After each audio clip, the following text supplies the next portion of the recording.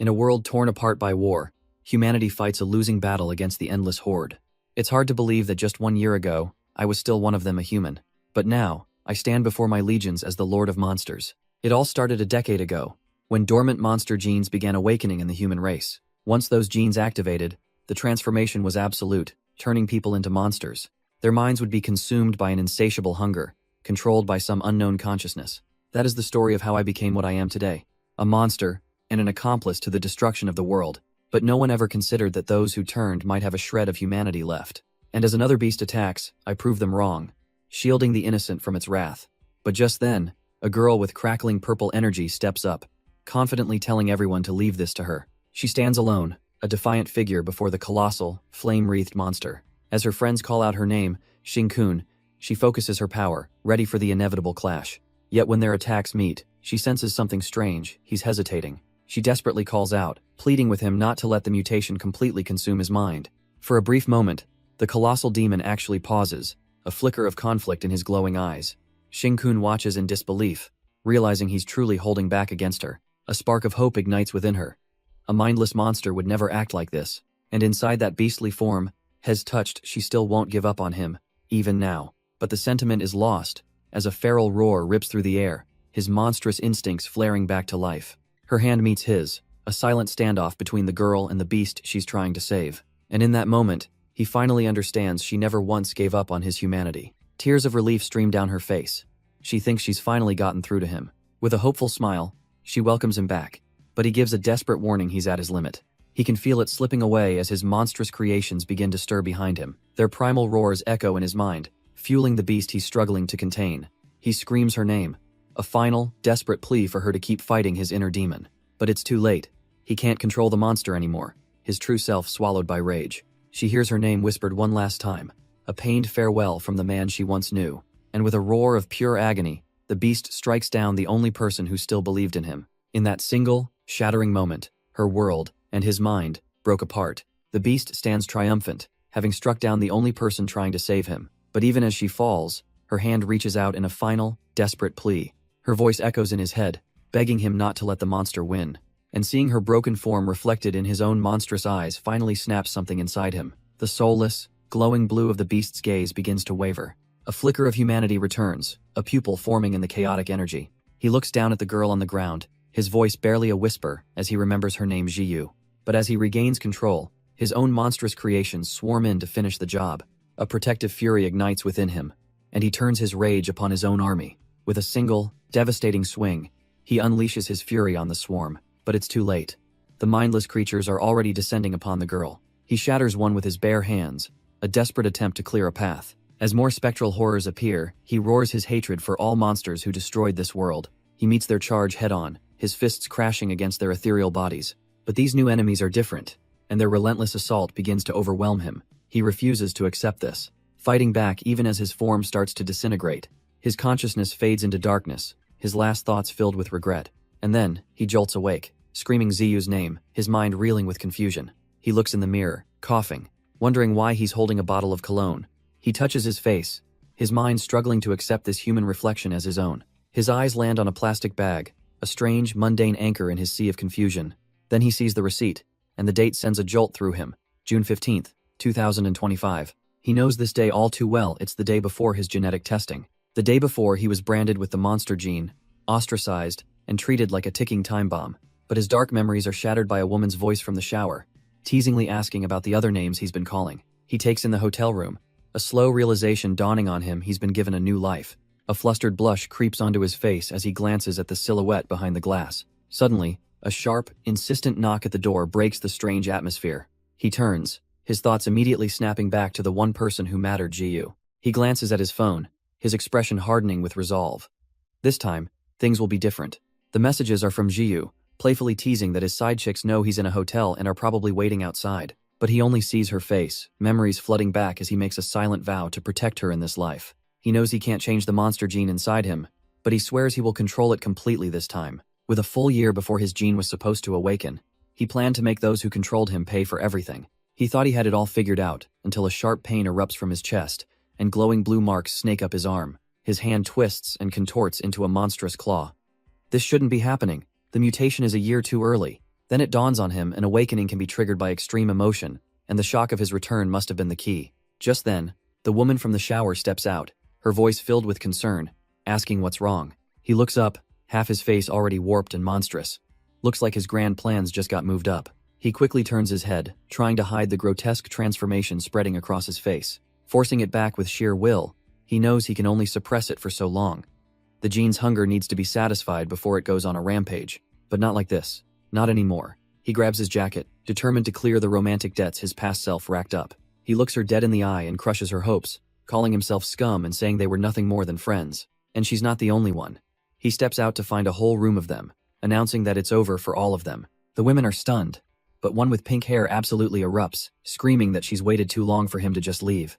In a flash, they're all over him, a desperate swarm of hands and voices pleading for him to stay. He shoves them back, finally yelling the dangerous truth: he's a monster gene carrier, and he could kill them all by accident. But as he bolts down the corridor, they just chase after him, shouting that they don't care what he is. He escapes into the night air, running without a second thought.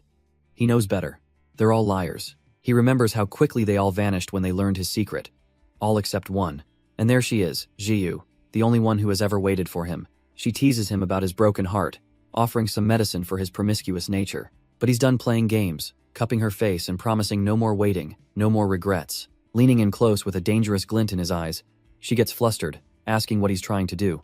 But something inside him awakens a deep, visceral thumping in his chest, as the monster gene stirs with hunger. For a terrifying second, the monster inside claws its way to the surface, his eye glowing with primal light.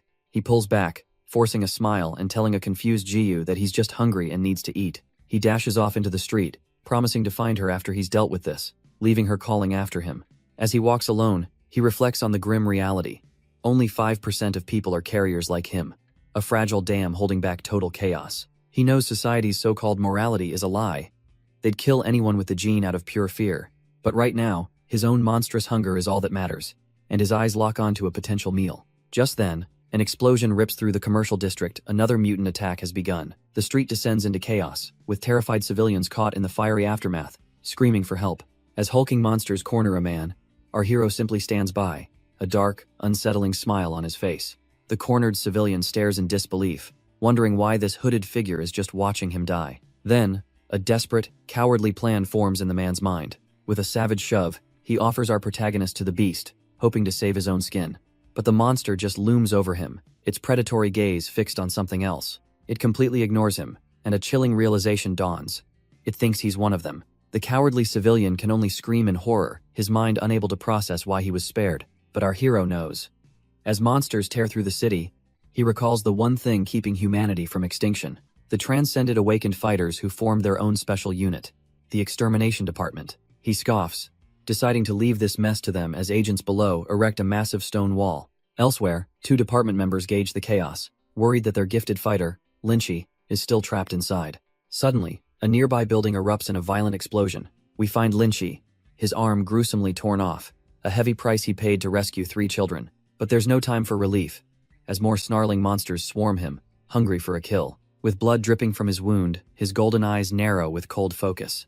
He unleashes his power, Metal Flame, sending searing beams of light to incinerate his foes. He's already lost an arm, his pride as a gifted fighter completely shattered. But just as the beast lunges, a flash of red smashes into its jaw with explosive force.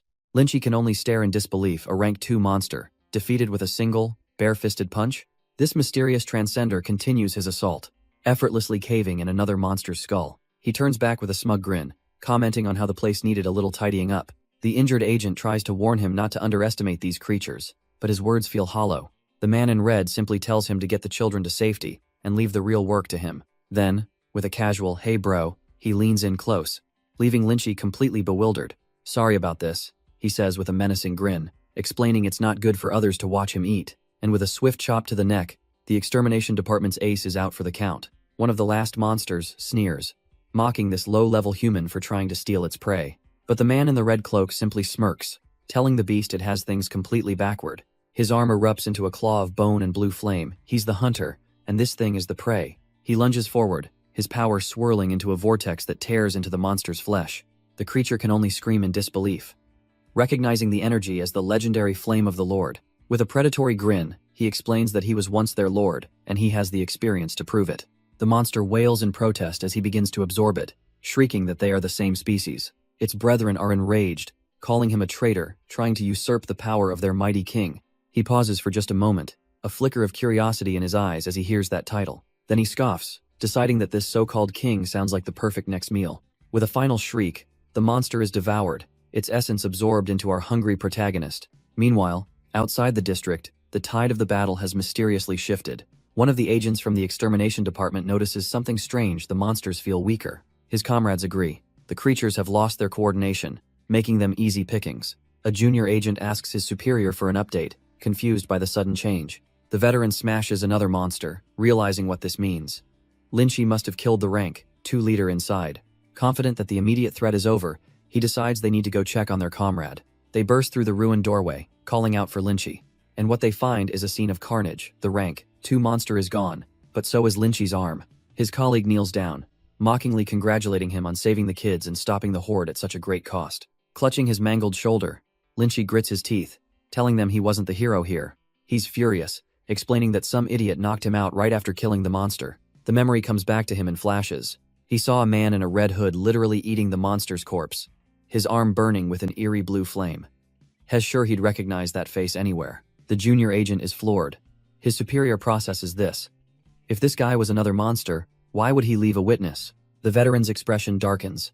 Someone with the power to kill a rank 2 monster who also interferes with their mission is a threat that needs a warrant. Meanwhile, the very same person calmly discards his blood-soaked cloak in an alley. While the department profiles him as an arrogant, unregistered menace, he just strolls through the city, feeling incredibly full. He lets out a satisfied burp, impressed that he evolved straight to rank 2, even if it was the easiest stage. His only concern now? Getting home, and he's pleasantly surprised his apartment building is still standing. This scene reminds him of a past incident, when he staggered home at 3 a.m. to find the entire community in a blackout. It wasn't a normal power outage. A girl named Jiyu had her initial awakening, absorbing all the electricity in the area. In her uncontrolled state, she accidentally destroyed her apartment complex, killing 136 people, including her parents. But that was then. Back in the present, he checks his phone. It's just past 11:30 p.m. He still has plenty of time, he thinks, until a sudden realization hits him. Why are the streetlights out now? The answer lies in a nearby apartment, where purple lightning crackles around a girl's trembling hand. It's Jiyu, and her powers are surging once again, locking her body in place. The raw terror of her first awakening flashes before her eyes as the energy builds. She's completely trapped, unable to move or even speak, the memory of her parents haunting her. This feeling, it's an uncontrolled awakening, and she knows there's nothing she can do to stop it. She pleads with whoever is outside to stay away, terrified of what she's becoming. The fear of endangering her parents again is the only thing she can think about. Feeling her control slip completely, she desperately calls out a single name. Suddenly, her panicked expression shifts to one of pure shock. Climbing through her window is Shinkun, calmly telling her he's here now. He cuts off her questions with a sharp look, insisting that she just has to trust him.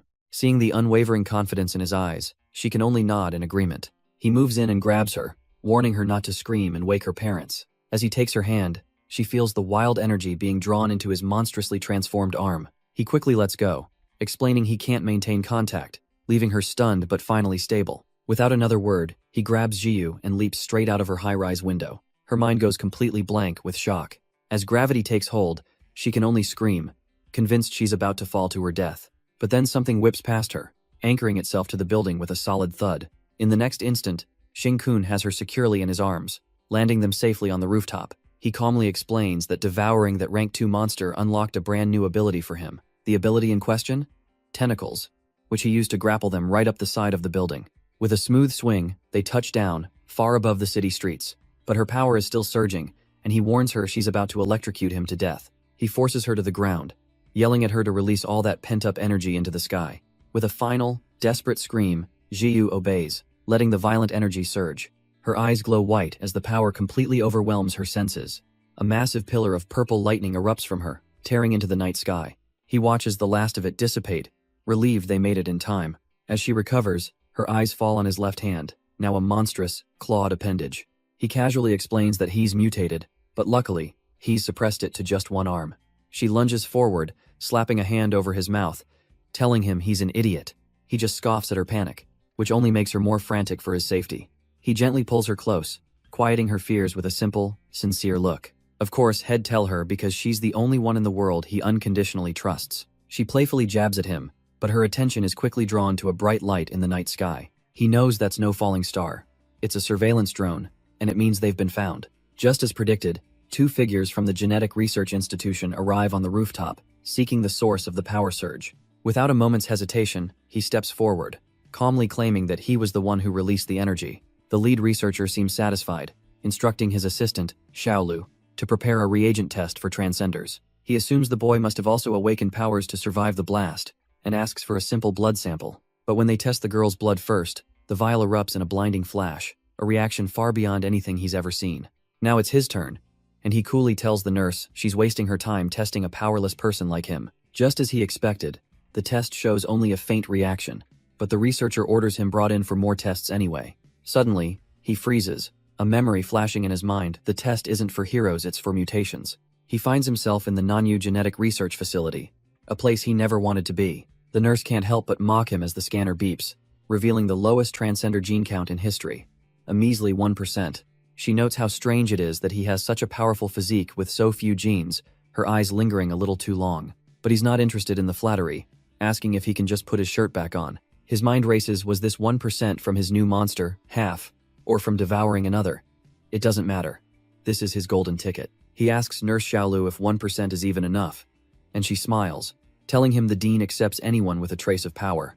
She offers to handle his enrollment paperwork herself, a friendly gesture he cautiously accepts. But just then, the doors slide open as other researchers rush past, buzzing with unbelievable news. They're all scrambling to see the attribute test for a new world's number 1. Someone who just broke the record. And it finally clicks for him. He was so worried about his own test that he missed the chaos Jiyu's results had caused. Sure enough, the entire observation deck is packed with researchers, all glued to the glass. They're watching Jiyu inside a detection chamber, taking 500 volts of electricity without even flinching. He slips into the crowd, a faint smirk on his face as the others gasp at her 95% transcended genes. One nurse recalls a previous prodigy with 89% genes who could only handle 1000 volts, so they decide to push it. The voltage climbs past 800, but Jiyu just stands there, looking utterly bored by the whole ordeal. It hits 1000 volts, and the researchers erupt in cheers, completely blown away by her power. But it keeps going 1200 volts, and their excitement turns to pure disbelief, wondering if she's even human. At a staggering 2000 volts, the technician has to ask if she's even okay. She just smiles back, coolly informing him that she doesn't feel a thing. The number continues to skyrocket past 2800, leaving the researchers to theorize that power must grow exponentially after the 90% mark. The dial hits 3000 volts, and the terrified technician finally asks if maybe, just maybe, they should stop now. But Jiyu shakes her head. She explains, she's absorbed all this new energy and is about to lose control.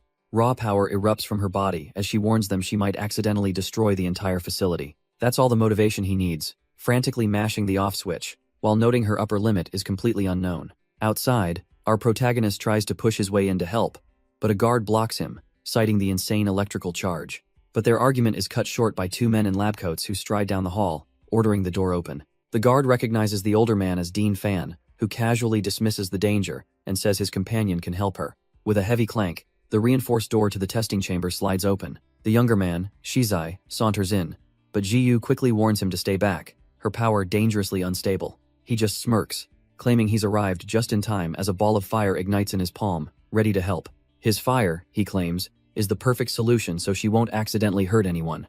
With a slimy smile, he introduces himself as Fan Shizai, her future classmate at the institute.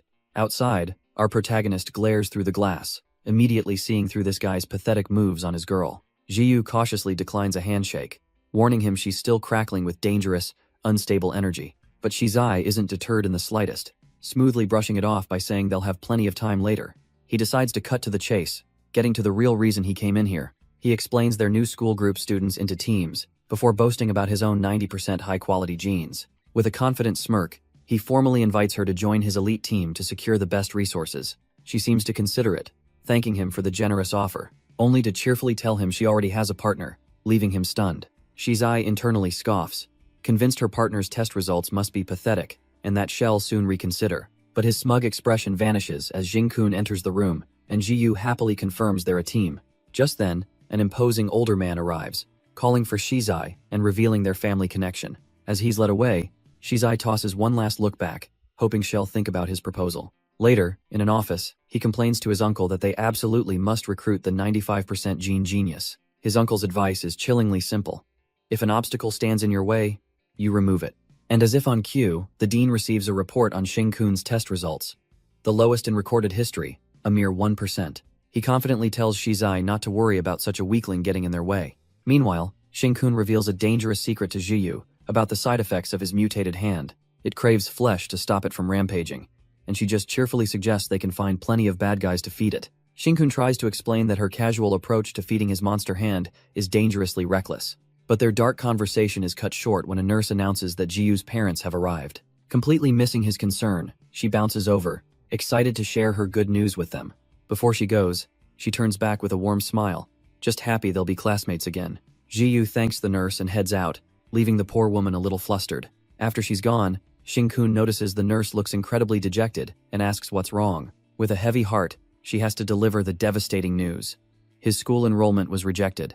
His eyes flash red with disbelief. He was promised that anyone with awakened genes could join. The nurse collapses onto the bed, just as furious as he is, cursing the logic of the higher-ups. But she's not giving up, clenching her fist and vowing to help him apply again and again until it works. He just smiles, telling Nurse Yalu not to worry. He doesn't want her getting in trouble over him, but inside, his resolve hardens. He'll get into Nanyu Institute, even if it means using his monster genes. Just then, a vibration from his pocket breaks the tense silence. The nurse looks up from her phone, completely stunned they've changed their minds and are giving him another chance. His eyes narrow with suspicion. This is all happening a little too conveniently. Elsewhere, a fiery young man named Shizai scoffs, wondering what the higher-ups are possibly thinking. Hez furious they'd give some unknown a chance to participate in the last test. That test is a final lifeline for failing students, he fumes. Not a welcome party for an outsider. His flames flicker into the shape of burning moths, a perfect symbol for his contempt. To him, no matter what our hero tries, he's nothing more than an insect to be crushed. A senior official calls Shizai over, coolly remarking on how annoying the moths have become. He then reveals that this whole last test was actually Dean Qingzhe's idea from the start. Shizai is told it's a political power play, a warning to them for having broken the rules. If our hero fails, the dean looks strong. If he passes, it's a humiliation for their entire faction. With a confident smirk, Shizai declares they'll just have to prevent him from passing. Then, the official agrees with chilling certainty. He won't pass. He scoffs at the boy's very nature that 1% of his gene bars him from their world, and they have absolutely no intention of ever letting an insect like him in. At a remote facility, their mission is set. Protect the testing equipment for the next 5 days. But inside, things are already going wrong, as one worker notices his colleague is acting strangely. The worker brushes off his colleague's concern, claiming he was just careless. But a quick glance at his phone reveals the truth. A 1-to-million deposit has just landed in his account. His eyes gleam with greed. For this kind of money, losing his job is more than a fair trade. He reports to his boss. The background check is complete, and their target is a nobody with no connections. A cruel, satisfied smile spreads across the boss's face. The target is participant 18, a kid with a measly 1% gene compatibility, yet someone is paying 20 million for him to fail. With that kind of payout on the line, the saboteurs are determined to see this job through to the end.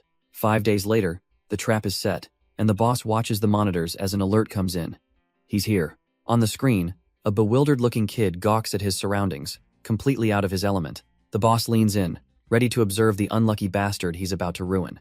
The boss scoffs, looking at the kid on the monitor. He looks like he hasn't eaten in days and will die instantly. And he's right, because our boy is so hungry his vision is starting to blur. All of his stored energy is gone, and a terrifying thought crosses his mind. The people around him look delicious.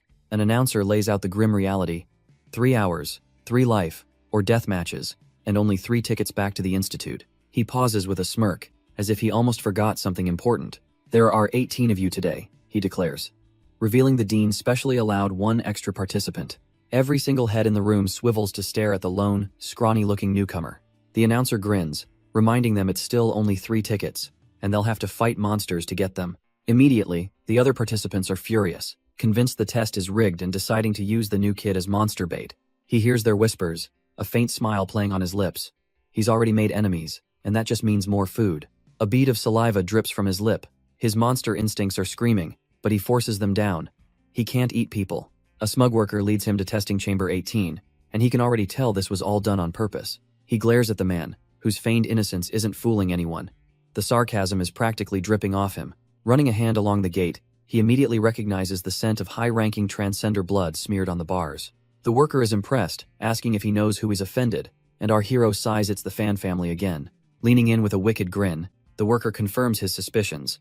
All the monsters are being lured to this specific room. He cackles, explaining how unfortunate it would be if the chamber's only metal lock just happened to break, and as the gate slams shut, he's instantly surrounded by monsters, said to be 5 times stronger than a normal human. The worker's taunts echo in his mind, promising hell be torn to shreds, a delicacy for the beasts. But then, the man points, offering him a single, desperate chance at survival. Hess told there's an escape door right behind him, a safe path out if he gives up on the test. The worker grins through the bars, explaining how they don't want his life, just his spot. Everyone wins.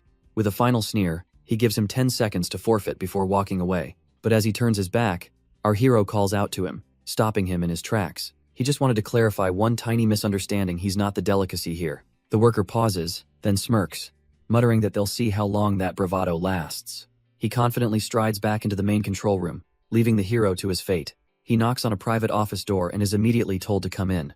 Reporting to his boss, he confirms everything is going smoothly, assuming their target is shaking in his boots. The boss leans back with a satisfied smirk, revealing the monsters were set to arrive in 10 seconds anyway. The worker bets his boss $100 that the kid will give up in 5 seconds, but the boss just laughs, raising the stakes that he'll be gone right after those 5 seconds. High above the testing arena, the ceiling hatch groans and begins to slowly slide open. A trio of ravenous, muscle-bound monsters roar as they peer down into the chamber. With the final test now officially underway, they leap down, landing with heavy thuds. The 2 saboteurs grin, ready to enjoy the show and begin their little countdown. But their jaws drop when they see the hero calmly walk out of his safe room. What is he doing? The 2 of them stare at the monitor in utter disbelief. On screen, the target just gives the camera a knowing, confident little smirk. Who cares, they decide. If he wants to die that badly, the monsters will gladly rip him apart. The monsters descend upon him, viewing him as nothing more than fresh food. But he'd almost forgotten they see him that way, because right now, an even deeper hunger is consuming him. Up in the control room, the saboteurs are baffled as the beasts just run right past him. While they're busy mocking his apparently worthless genes, he casually snatches the first ticket. The lead saboteur, however, isn't worried at all. He has an ace up his sleeve. He's counting on Wooyin, a boy who awakened a rare mental type ability during a recent attack. And right on cue, Wooyin storms in, demanding the ticket from the dazed-looking outsider. He activates his signature power, unleashing a wave of pure mental intimidation. Leaning in close, he sneers, eager to see the terror on his opponent's face. But what he sees reflected in those crimson eyes isn't a person, it's a true monster, and he is absolutely petrified. Wooyin's mind completely shatters, unable to process what he just saw. He stumbles back, screaming at the horrifying aura that now envelops his opponent. The psychic backlash is immense. Blood streams from his nose as his own power turns on him. He finally understands this isn't a human. Has a monster far greater than any in this arena. This overwhelming presence doesn't go unnoticed, as the caged beasts suddenly become agitated. Forgetting their objective, the monsters turn their glowing eyes towards a far more interesting target. Wooyin flinches as the entire pack now charges them, but our hero seems completely unbothered. He casually steps in front of the terrified bully, a wry smile on his face. He knows the monsters are hungry, but unfortunately for them, he was getting hungry first. With a gentle touch, he reaches for the monster, promising this little snack won't hurt a bit. A monstrous maw forms on the palm of his hand, latching onto the creature's head. He plunges his arm deep inside the beast, a look of surprise on his face. Crimson energy surges from the monster directly into his arm, a satisfying meal of pure monster genes. He closes his eyes in bliss, thanking his brothers for the long-awaited feast. But his satisfaction is cut short, as his eyes snap open with a jolt. The entire pack of monsters now roars in fury, swarming to attack him instead. He looks genuinely annoyed. He just took a tiny bite, and now they're treating him like the enemy? From the control room, the saboteurs smirk, convinced the brat is about to be torn apart. But Wooyin is screaming in terror, yelling that you can't just kill a monster. Not like that. His eyes are wide with the horrifying truth of what he's witnessing. But instead of being torn apart, he meets the monsters head-on, smashing one right in its teeth. Wooyin stares in disbelief. The boy is moving like their attacks mean nothing, toying with them. It's like he knows them inside and out, striking their weak points on pure instinct. Wooyin knows one hit should be fatal, yet this newcomer is perfectly dodging and countering every move. Then, with a surge of energy, he plunges his hand straight through a monster's chest. A glowing monster core appears in his hand, and his own eyes flare with a strange light. Without a moment's hesitation, he rips through a second monster just as easily. Wooyin realizes this can only mean one thing. This guy must be a veteran who has killed countless monsters. Up in the control room, the bribed worker starts to panic, asking his boss what they should do now. The boss simply puts his hands together with a sinister smile, telling him not to worry. With the immediate threats gone, our hero finds himself surrounded by the other test takers. Their leader, Zhao Sheng, steps forward with a smug grin, accusing him of bribing his way in and demanding his ticket.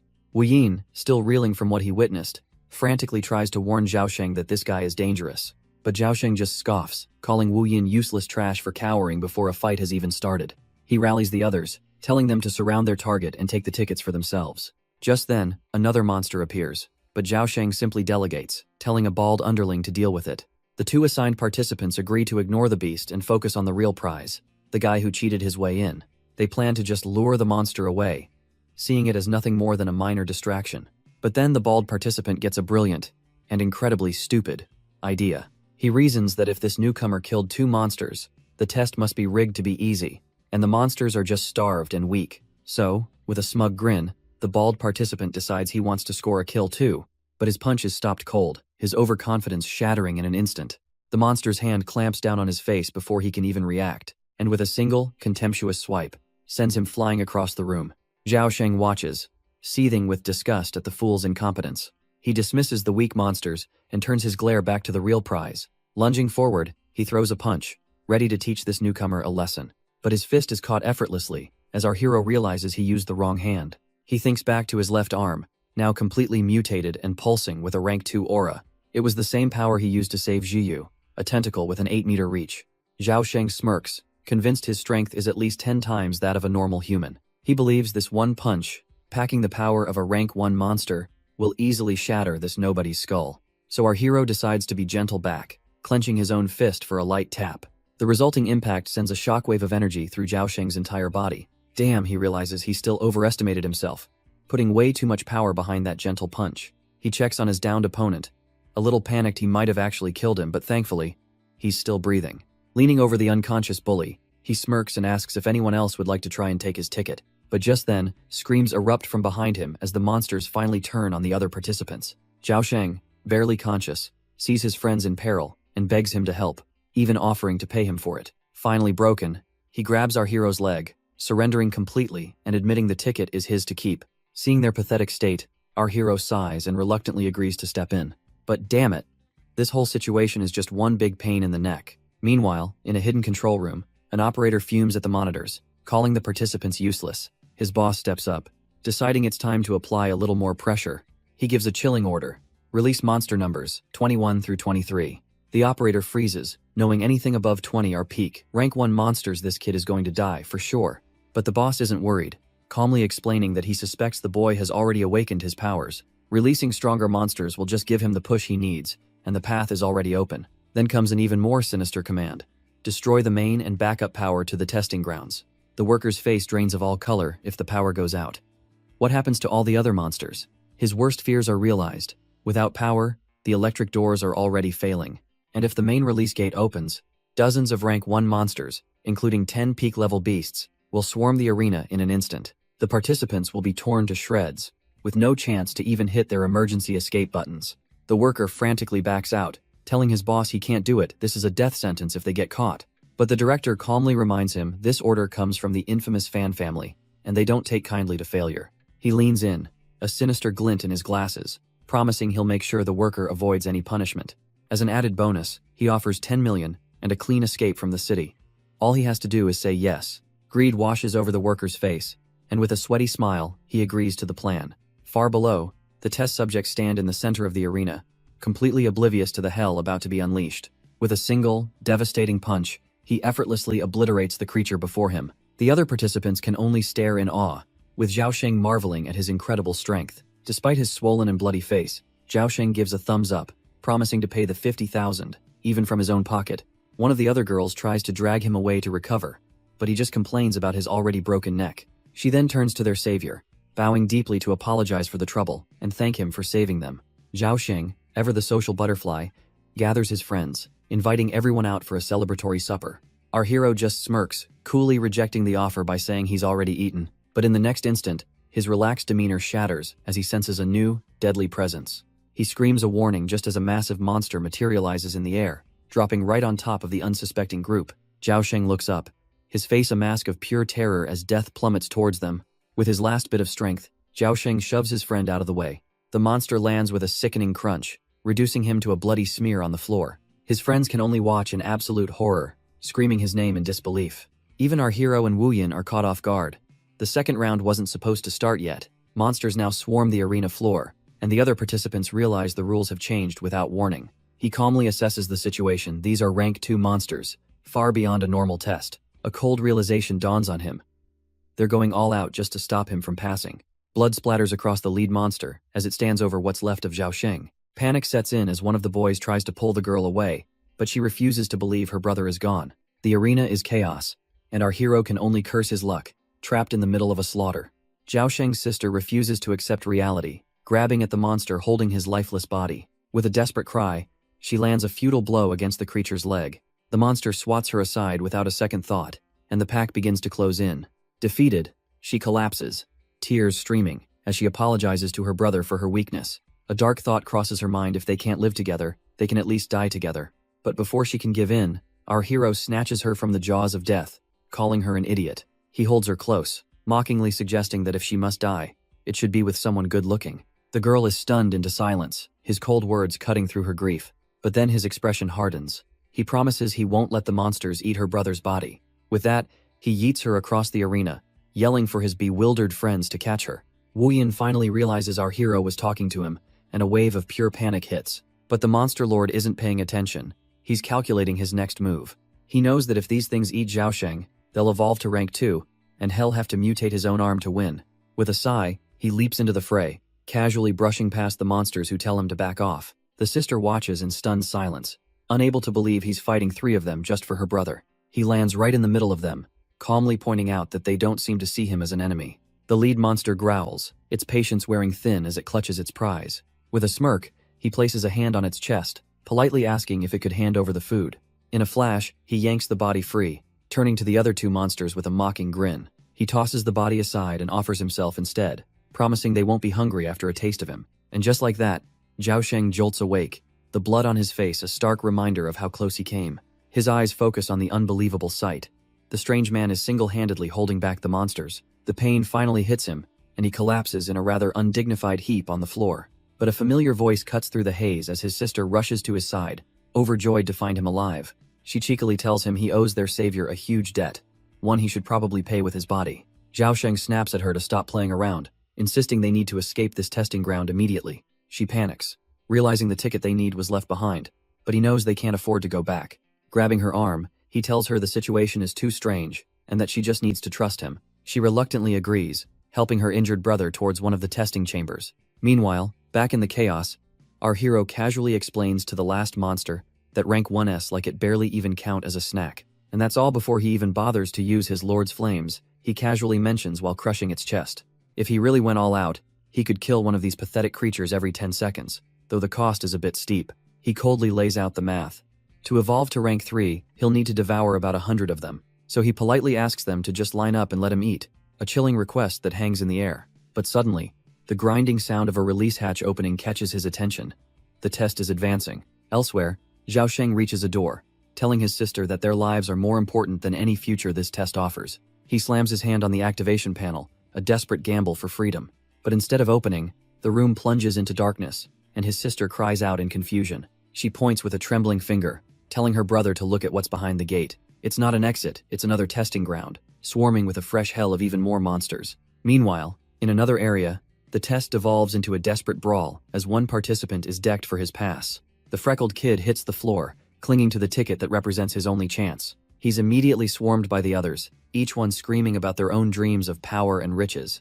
For this kid, it's about revenge on everyone who ever looked down on him. He glares back with fiery eyes, absolutely refusing to let go of his future. But his human squabbles are cut short when a hulking monster violently crashes the party. Suddenly, it's not just one, it's an entire horde, erupting from the shadows and tearing through the crowd. He stumbles back in terror, his mind reeling. This can't be right. There shouldn't be this many monsters. Up above, a lone worker watches the massacre, admitting he's the one who destroyed the backup power, trapping them all. He blames a man named Shinkun for his actions, but his smug rant is cut short when he realizes someone is watching him and laughing. The figure in the pit simply looks up, a cold, knowing smirk playing on his lips. The worker scoffs, still laughing, declaring that his perch is the safest place in this whole death trap. In fact, he flips him the bird, boasting that he should be thanking him for the 10 million he just earned. While our hero gets eaten, he'll be leaving the country tomorrow to live a life of carefree luxury. In response, the young man casually flicks his wrist, sending a swirling ring of dark energy into the air. The worker just blinks, completely unimpressed by the seemingly weak toss. He bursts out laughing, mocking the pathetic throw that didn't even come close to reaching him. But his laughter cuts short as that same dark energy latches onto him from behind. He screams in pure terror, realizing too late that he was never safe at all. His safe spot becomes his grave as he's dropped right into the waiting maws of the hungry horde below. The terrified worker now pleads for his life, even offering up his blood money. But our hero just gives him a cold smile, casually stating he can't even save the others, let alone a traitor. In fact, he muses, the guy should be lucky he doesn't accidentally push a monster his way. With a feigned oops, he gives a nearby beast a little shove, his face twisting into a malicious grin. The worker's final, desperate no is swallowed by the sound of tearing flesh as the horde descends. After their bloody feast, the monsters seem to stir, a strange power growing within them. One lifts its head from the carnage, sniffing the air, its glowing eyes locking onto a new scent. The beast growls out a single, chilling word, traitor. Suddenly, the entire pack turns on him, their collective thoughts echoing that all traitors must be destroyed. Surrounded, he realizes his fatal miscalculation. Rank 2 monsters can smell that he's devoured their kind before, and they are not interested in a deal. From the observation deck, the saboteur watches our boy get cornered, deciding it's time to end this little experiment. He smirks, knowing those monsters have evolved after eating 30 participants. Not even a 3-star transcender could survive this. With his target's fate sealed, he calmly walks towards the heavy isolation doors. All he has to do now is close the final gate connecting to the second level. He places his hand on the console, absorbing the locking mechanism's energy into his palm. With a series of heavy thuds, the reinforced metal bars slam into place. The man turns away, a satisfied grin on his face, believing it's all over. He enters the control room, stepping over the unconscious bodies of the staff he took out earlier. But as he walks past, a faint blue energy begins to crackle around the 2 slumped figures. Slowly, groggily, their eyes begin to flicker open. Suddenly, their boss storms in, smashing a console in pure rage, demanding answers about the blackout and the locked doors. The 2 dazed researchers quickly explain it wasn't their fault. A worker named Lee attacked them and sabotaged the facility. But their boss is having none of it, accusing them of slacking off and ordering them to restore the power immediately. The junior researcher stammers that a full system restore will take at least half an hour. His colleague has a chilling thought: what if the saboteur released monsters? They should call the extermination department for help. The boss scoffs at the idea, worried more about the huge cost and the weak excuse they'd have to give. He shuts down all debate, his voice cold as he tells them to just fix the damn power. But as his staff scrambles to obey, a cruel, knowing smile spreads across his face. Half an hour. By then, all that will be left inside are the monsters, as desperate screams echo from behind the sealed, blood-splattered doors. And deep within the testing ground, our hero stands surrounded. The grim reality setting in a blackout. No cameras, locked doors, this was a setup. But instead of fear, a cruel smirk crosses his face. He should thank them for this opportunity to finally transform without any worries. He calls out to his fallen comrades, asking them to watch him one last time as he bids them farewell. With a roar, he unleashes the flame of the Lord, a torrent of blue energy that incinerates the monstrous horde around him. He lets out a satisfied burp, realizing he ate way too much. The energy he absorbed from them was immense. It must be because they ate so many unawakened participants. But he feels no guilt. He'll consume anything to get strong enough to fight the demon god.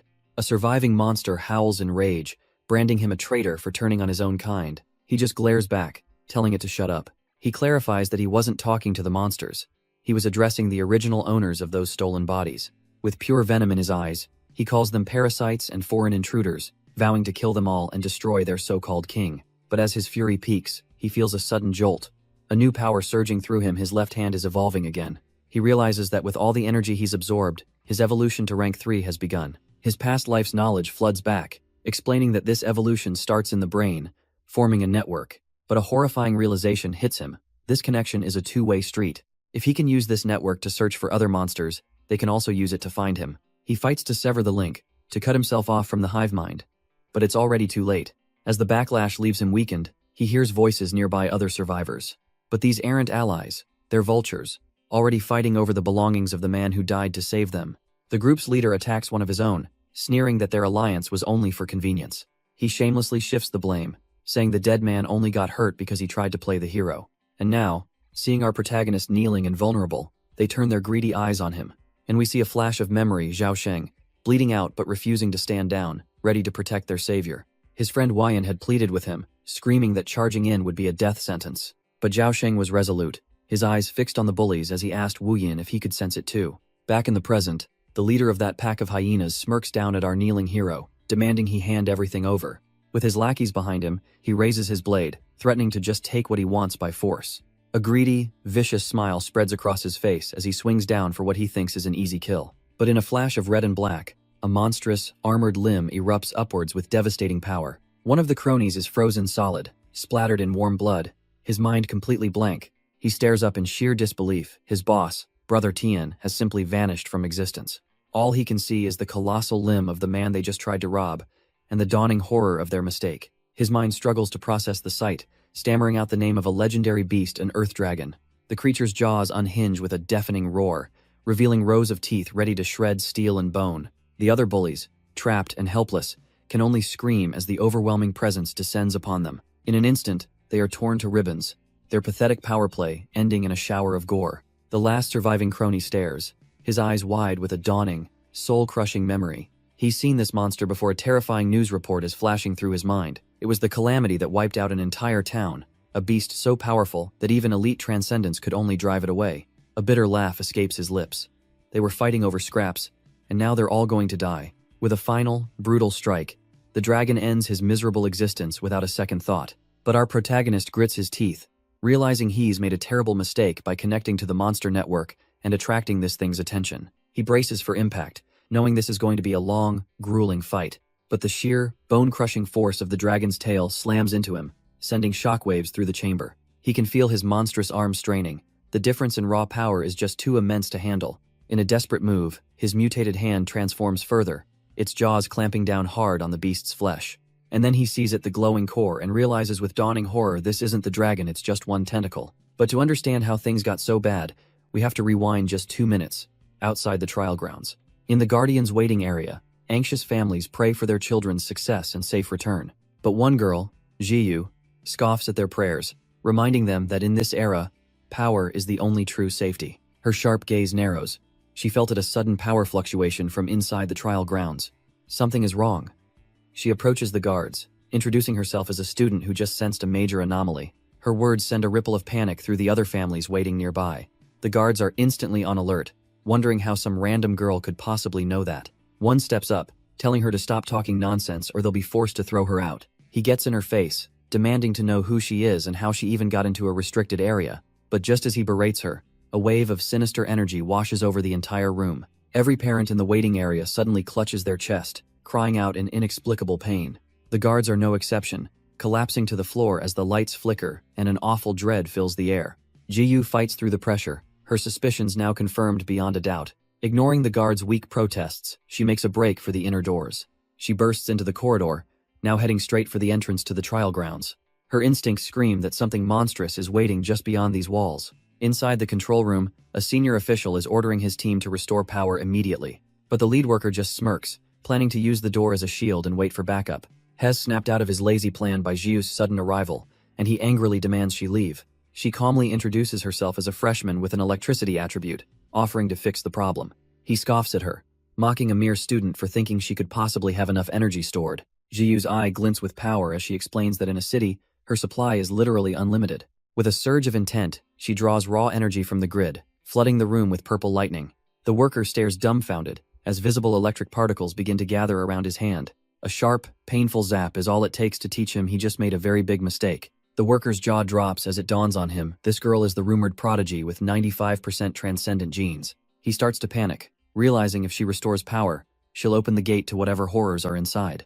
He orders her to stop immediately, trying to pass off his fear as concern for her unstable power. She just glares back, unimpressed, as he lectures her about destroying government property. He puffs out his chest, telling his maintenance team to remove this pest who is hindering their work. One of his subordinates actually pulls out a gun, warning her not to get cocky just because she's a prodigy. The gunman's hands tremble, but the lead worker is fully committed to this idiotic escalation. He points a finger right at her, threatening to end her if she dares take another step. But at that very moment, inside the trial grounds, the monster lord faces a blinding explosion of energy. His demonic arm intercepts the blast, and he notes with mild surprise that his enemy's attack can withstand the lord's flame. The energy tears through his monstrous flesh, leaving his arm shredded. He finally sees his opponent, a monstrous, multi-eyed earth dragon. Its attacks aren't just powerful. They're draining his genetic power, stalling his evolution to rank 3. The sheer scale is overwhelming.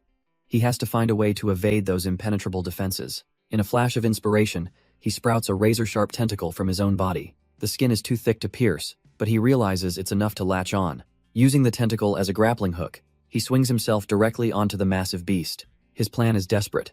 Use the Lord's flame to carve off some flesh and consume it. But as he prepares to strike, a sudden, horrifying thought freezes him in place.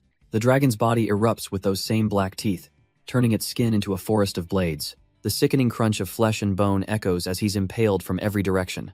But even skewered on the beast's hide, he refuses to die, roaring as he unleashes maximum power. With a final, desperate cry, he pours every ounce of the Lord's flame into the dragon's body. The colossal beast shrieks, its insides burning as his gambit actually starts to pay off. Meanwhile, a smug worker muses about a certain girl with powerful genes, feeling that familiar, unsettling presence. His confidence shatters in an instant, replaced by pure terror as he whips out a gun. Panic takes over, and he blindly opens fire. One shot, then another, filling the air with the sound of his fear. But the bullets hang suspended in the air, caught in Jiyu's crackling purple energy field. She glances back, unimpressed, thinking how lucky she is that the terrified fool missed.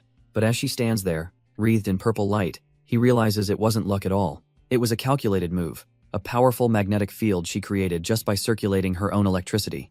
This is the power of a 95% transcended gene carrier. She's practically inhuman. The worker can't comprehend it. Electricity isn't supposed to be an extension of someone's will. And even more terrifying is the fact that she's still standing, completely unfazed by the monstrous aura below. He suddenly remembers those with extraordinary genes have a natural resistance to the pressure from monsters. With the facility's power now restored by her own hand, the floating bullets around her shatter into dust. Her eyes narrow, her voice cutting through the silence as she orders them to open the door. Meanwhile, up on the second level, the director is in a full-blown panic about the system failure. He yells at his team to fix the power, only to be told that it's already back on. The director's mind reels. How did the maintenance team fix the power so quickly? Unaware of the sabotage, a young operator decides to open the main gate to get everyone out. The director screams for her to stop, but her finger presses the button without hesitation. He's too late. The order has been given. Down below, the massive doors begin to slide open, revealing the path to escape. In a desperate sprint, the boss races to stop the gate from opening any further. But Jiyu is already prepared, her fists clenched, ready for whatever comes next. As the opening widens, she doesn't see freedom, she sees the thrashing tail of the monster. Her confident expression melts into pure, unadulterated shock. Behind her, the workers can only stare in horror, their hope instantly turning to despair. The workers scream in terror, recognizing the legendary Earth Dragon from the news. But Jiyu's eyes are fixed on something else, a familiar face, Shin-chun. And there he is, riding atop the colossal beast, his monstrous arm glowing with power. Her disbelief instantly hardens into pure, unbridled rage as her own energy flares to life. In a flash of violet lightning, she unleashes her power, plunging the entire facility into darkness. The director is thrown to the ground, surrounded by crackling tendrils of her electricity. He can't believe it. The floor itself is conducting a lethal current, a testament to her power. Across the city, entire districts suddenly go dark, the power grid completely overwhelmed. At the extermination department, operators scramble as every alarm blares at once. Their commander calmly takes the call, already guessing it's the newcomer, Jiyu, losing control again. Aboard the rampaging dragon, he recognizes the crackling purple energy immediately. That's Jiyu's power. A savage grin spreads across his face. What a perfect, chaotic gift she's given him. But before he joins the fray, he decides to grab a little snack for himself. He leaps from the beast's back, his mutated hand aimed straight for the dragon's glowing core. With a brutal wrench, he rips out a chunk of its raw power, absorbing it into his own body. Now energized, he hits the ground running, shouting Jiyu's name amidst the destruction. But from the control room, the man behind the sabotage sees this chaos not as a problem, but as a blessing. The Earth Dragon's appearance has erased all evidence, giving him the perfect alibi to act. He rallies his researchers, ordering them to stall the dragon until the extermination team arrives. With everyone focused on the monster, his eyes gleam with malice now. No one can stop his real plan. Holding Jiyu close, he grits his teeth through the searing pain as his arm continues to mutate. The third stage evolution is surging, threatening to overwhelm his human form completely, but his senses scream as an attack flies straight toward them. With pure instinct, he throws up his monstrous arm, blocking the golden beam of energy. The sabotage boss appears, a smug look on his face, surprised his prey managed to catch that. But his condescending smirk instantly vanishes, replaced by utter disbelief. He stares in horror, demanding to know what kind of creature stands before him. Because in that moment, our hero's eye flashes with a brilliant, transcendent blue light. The boss stumbles back, witnessing an impossible power manifest even during a transformation. His scientific mind races, realizing this is one of the 5 major elemental attributes. None of the known transcendent powers, ice, wind, lightning, or even mental evolution, could explain this monstrous arm. The boss roars, questioning if our hero is even a transcender at all as his true attack begins. Golden energy lances burst from the floorboards around them. He decides he doesn't care what the boy is, so long as he dies right here. With a furious shout, the boss unleashes his full power. The spears slam home, impaling our hero as he shields the unconscious Jiyu with his own body. But his back erupts not with blood, but with a surge of crimson demonic energy. He looks up, the attack doing little more than fueling his rage and accelerating the change. The boss can only stare, his scientific mind crumbling. That arm, it's not something a human should have. The horrifying question finally forms. Is he fighting a man, or has he provoked an actual monster? The boss's eyes reflect the scene. His metal rods have pierced their target. But his victory turns to ash as he sees an impossible blue flame melting his attack away. A sudden, terrifying thought stops him cold. There's only one other explanation, but that's impossible. Only monsters of rank 4 and above can possess elemental attributes. The monstrous arm swings, unleashing a torrent of raw, untamed energy. Hez sent flying, screaming out, demanding to know just what the hell he's fighting. The boy doesn't look human, but he doesn't look like a complete monster either. A cruel smile creeps onto his face. He realizes he doesn't need to kill him quickly. All he has to do is stall. Let him rampage. The exterminators will arrive and put down the monster for him. But our hero grits his teeth. Evolving to rank 3 is proving far more difficult than he ever imagined. He realizes with dawning horror that this is the same power as Black Tooth. If he doesn't tame it now, he'll never be human again. With a roar of defiance, he swings the monstrous arm, unleashing its chaotic energy. The smug official raises his defense, confidently summoning a golden shield to block the attack. But his prized shield shatters like glass, and a crimson slash tears right through his gut. He stumbles back in disbelief, remembering the black spikes that had only grazed him moments before. How could they be this powerful? His shield can't block them, and he realizes he can't even hold on for a minute. The cold, hard certainty of his own death washes over his face. But then, a new, despicable idea takes root, and he changes tactics completely. A slimy grin spreads across his face as he taunts our hero, telling him that in his current state, he's nothing more than a monster. The exterminators are coming, he gloats, and they won't hesitate to put down a beast like him. The official continues his crazed rant, declaring that a monster is an enemy to all humanity. He sneers that everyone will want him dead, but his tirade is cut short by a flash of purple energy. He turns in disbelief to find Jiyu standing there, her hand crackling with power, demanding he stop. The man is furious, questioning why on earth she's siding with a creature like him. But with a glare that could cut steel, she makes her position perfectly clear. He is not a monster, he is Xing Kun, and with that, she blasts the official with a torrent of lightning. Inspired by her loyalty, our hero looks down at his own monstrous hand, his resolve hardening. If this world won't tolerate the existence of monsters, then he will carve out a bloody path for himself. He slams his hand into a fallen creature's corpse, beginning to absorb its raw power. But just as he does, a crimson beam of energy slices through the ceiling as a colossal beast arrives. The exterminators are here. He desperately shoves her back, yelling for her to stay away and save herself. He can't even be sure if he can ever turn his arm back to normal again. But Jiyu doesn't hesitate for a second, grabbing his monstrous arm and holding on tight. She looks him dead in the eye, declaring that she'll follow him, even if he's headed straight to hell. A faint smile crosses his lips. In the end, she's the one who's always there for him. The moment is shattered by shouts from above, as exterminators begin their rescue operation. Below, a maintenance chief rallies his men, planning to use 3 Earth users as a shield, but it's all a lie. His only real plan is to use them as bait and make a run for it. Before he can even turn, the beast strikes, tearing through the workers in a flash of gore. The researchers can only watch in horror as their human shields are obliterated in a single blow. With their director gone, the researchers realize they're trapped with the monstrous Earth Dragon. The beast's armored jaws grind together, charging up a devastating beam of red energy. It unleashes a wave of pure force, sending bodies flying and scattering the survivors. An immense pressure bears down on them, crushing their will to even stand. This is the end. One researcher looks up in horror as the monster prepares to fire again, knowing they can't even run. But through the panic, her eyes catch a flicker of movement. Something new has arrived. A lone woman stands there holding a bright pink pipe, a beacon of hope for the desperate staff. She coolly identifies the towering monster, an earth dragon, and doesn't even flinch. Her strange weapon begins to glow, crackling with an intense surge of blue energy. And with a mighty swing, she reveals her true motivation. This beast just interrupted her blind date. The researchers cry out in terror, certain her wild attack is about to wipe them out along with the monster, but the shimmering blade of water phases right through them, a stunning display of absolute precision. It smashes into the Earth Dragon, and they finally comprehend the power before them. This is a 4-star transcender.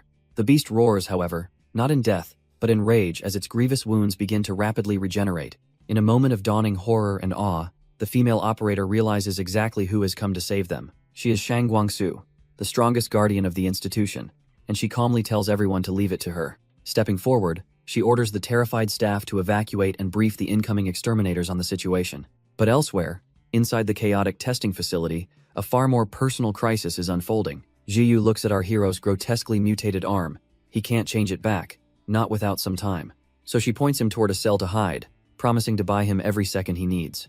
As Jiyu yells for the exterminators, creating the perfect diversion, our hero hides in the shadows. He realizes he has to compress this raging rank 3 power to regain his human form.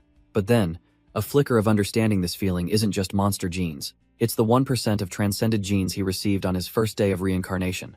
A dormant power, now awakened and hungry, absorbing the genes he devoured earlier. He realizes he can use this to stabilize his chaotic transformation and control his own evolution. He'll start with the very foundation of his body, his bones. The raw strength coursing through him is far beyond what he'd anticipated. But his evolution is cut short as a massive black tooth from the Earth Dragon erupts through the wall. Just then, the exterminators arrive, their leader thanking Jiu for making their job so easy. That sudden crash sends a jolt of pure panic through Jiu. The agents are instantly on edge, demanding to know if another monster just appeared. Their captain quickly silences them, hissing that they'll attract the beast's attention. But Jiu's resolve only hardens. She'll follow him to the ends of the earth if she has to. She shouts a warning for them to be careful as they cautiously advance. And there he is, putting on an award-winning performance of a confused, recently awakened survivor. The agents breathe a collective sigh of relief, completely fooled as they begin securing the others. He feels the new power in his bones, a perfect copy of the dragon's tooth, yet still lacking. He overhears the captain on the phone, learning the Earth Dragon has conveniently retreated. But the beast didn't run. It's being held at bay by a 4-star transcender who looks utterly unimpressed. His mind drifts back to the source of his power, a mere fragment of some incomprehensible demon god. His path is set: accumulate strength, secure resources, and protect Jiu at all costs, hiding his true nature. A memory flashes, a vision of a city in ruins under a blood-red sky. He recalls a desperate battle against a monstrous demon wreathed in roaring blue flames. The memory of a lone fighter's terrified face is burned into his mind. Then, an even greater darkness descended, and a chilling thought echoes: he only has 1 year left. He snaps back to reality, the weight of that deadline settling heavily upon him. Jiu breaks the silence, asking him just what he's been staring at since they arrived at the academy. He coolly deflects, joking that he was simply repenting his sins by admiring the scenery. Her unimpressed expression says it all. She's definitely not falling for that one. He lays out the grim reality. The world they know is on a 1-year timer, and he has to become a 5-star transcender before it all goes to hell. Jiu nearly falls off her suitcase. A 5-star? She reminds him that 4-star is considered the absolute pinnacle of power. He just gives her a confident smirk, saying they'll just have to work harder than ever before, and not to worry, because hell help her. For a moment, she's taken aback by his sheer audacity. But then her expression softens. She trusts him. Well, mostly.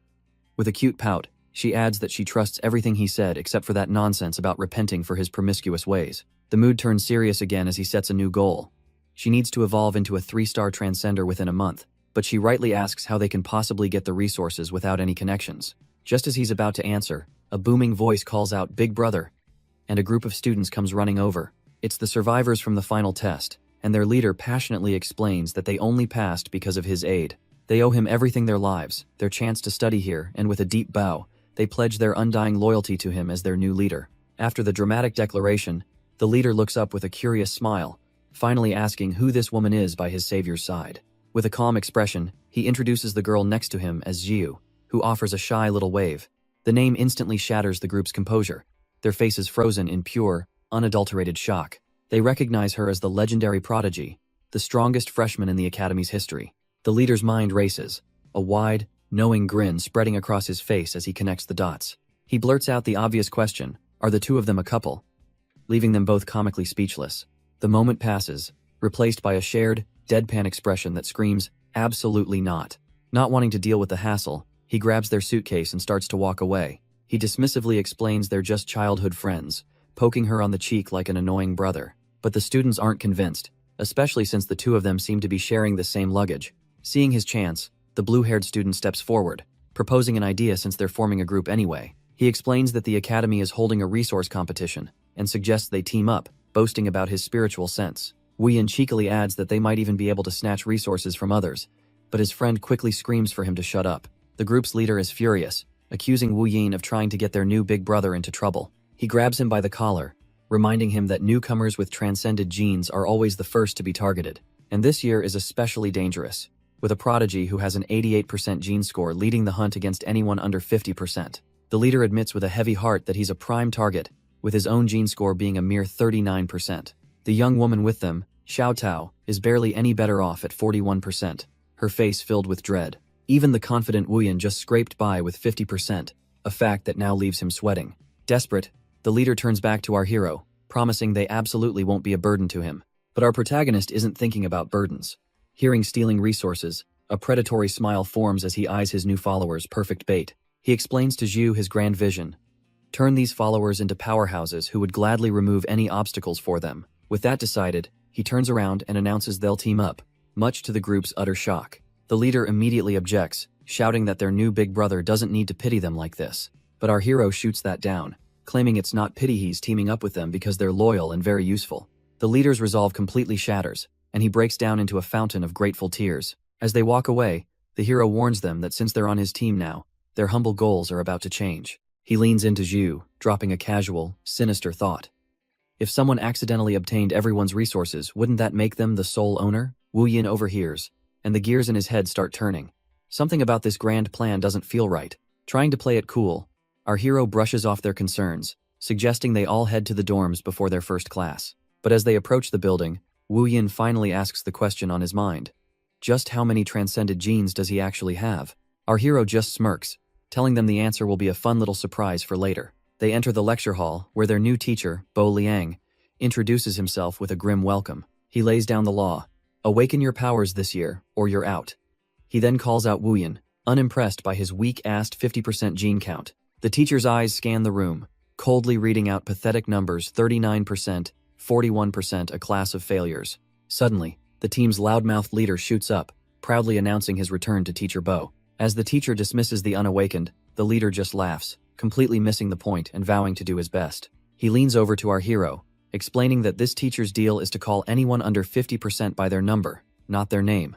Meanwhile, Teacher Bo adjusts his glasses, remarking to someone that this generation of students is quite special. He announces to the class that the student with the highest transcended gene count in history is right here among them, and all eyes turn to Jiyu. But the real shock, he says, isn't the genius, but the fact that there's also a student with a gene percentage of only 1%. Teacher Bo wears a cruel smile, inviting the student with a 1% gene count to stand and introduce himself. A sly-looking student in the front row watches with interest, wondering who this absolute loser could be. The classroom erupts in whispers, students unable to believe someone could have a number that low. Our hero's new team leader looks on in horror, realizing that whoever it is, they're about to be bullied relentlessly. And then, our boy stands up with a defiant smirk, leaving his new friend absolutely speechless. The teacher is visibly stunned. A 1%er who's already awakened? This wasn't part of the plan. A glint appears in his eye as he adjusts his glasses, calling the boy, Xing-kun, to the stage to assist in a lesson. Xing-kun strolls down, coolly asking if there's a reward for his help, and the teacher promises an extra share of resources. But he warns him not to get too excited because a weakling with double the prize will become everyone's favorite target. The lecture begins, with the teacher explaining elemental powers, all while the entire class glares at their new prey on stage. The teacher explains that the first step is to learn how to store external elements within their own genes. By molding these genes into a perfect battery, he says, they will finally become a one-star transcender. And for his demonstration, he reaches for a prop with a smug grin. He hoists a heavy metal bar, explaining that a transcender's gene content limits how much they can control. With a sharp crack, he breaks off a tiny shard, claiming this is the pathetic amount a 1%er could hope to influence. He hands the piece to Xing-kun, mockingly telling him he can play with this for a while. But as our hero holds the metal, a stunning realization hits him: this is the very power high-level monsters evolve to gain. The teacher continues his lecture, explaining that everyone has a genetic chain that can mutate towards monster or human. He preaches that the percentage of transcended genes dictates their entire future, and that's just how the world works. He even points out the class elites, like Jiyu, who can withstand 3,000 volts of electricity, to highlight the massive power gap.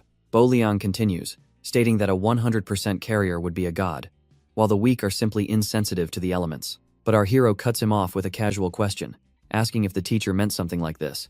A brilliant golden spike of energy forms in Shinkun's hand, leaving the teacher utterly speechless. He can't believe it was his awakening, a one-in-a-million fluke. Or is there more to this kid? Recovering his composure, Bo Liang decides to teach him another lesson: the overwhelming difference between 1% and 80%. He compares it to a 1-on-80 gang-up, a fight you just can't win. A tidal wave of golden energy erupts from the teacher, completely surrounding Shinkun. Bo Liang smugly declares that weaker powers will always be crushed, telling the boy to learn his place. The other students watch in awe and shock, some smugly, others with genuine concern for the public beatdown. But instead of fear, Shinkun just smirks, his eyes glowing with a dangerous red light. But Shinkun remembers a different timeline, a moment where this same teacher sacrificed himself to save his students. A bead of sweat rolls down Bo Liang's face. Why is this? Why is he feeling pressure from a 1% carrier? Shinkun feels the golden energy wrap around him, amused by the teacher's attempt to intimidate him with his genes.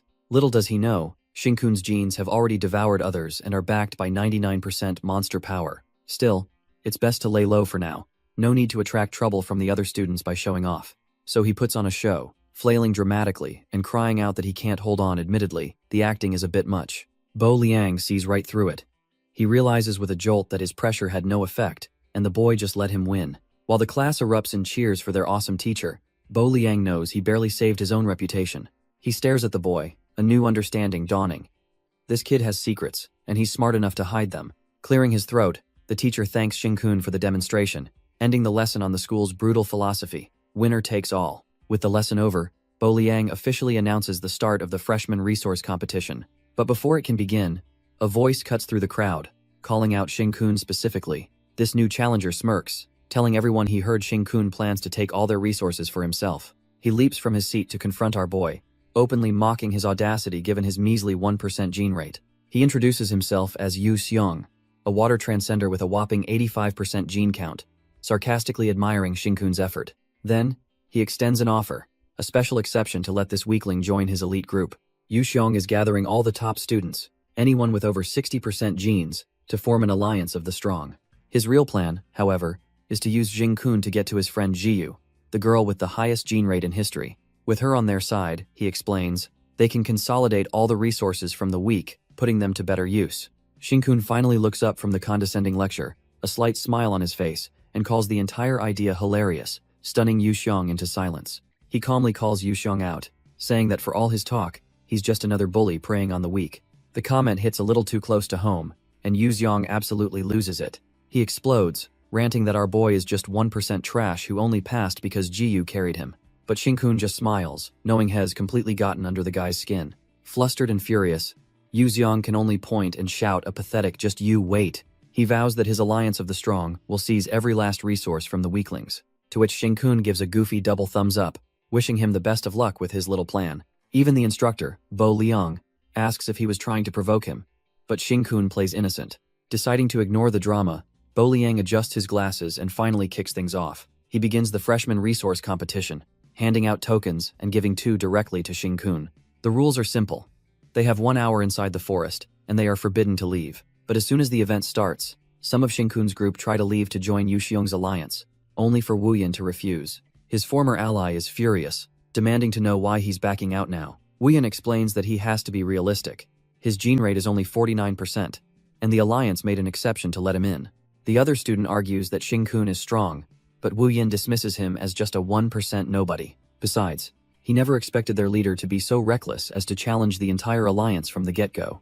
He's branded a traitor, but Wu Yin just calmly states that everyone has to choose their own path. And looking at the sheer number of powerhouses staring them down, it's almost understandable why he'd lose his nerve. One of the bullies smirks, telling Shinkun to enjoy his last moments of laughter before their leader returns. Yet, our boy simply smiles back, thinking to himself that bullying the weak won't take long at all. The leader of the bullies scoffs at the accusation. This isn't bullying. It's just efficient resource management.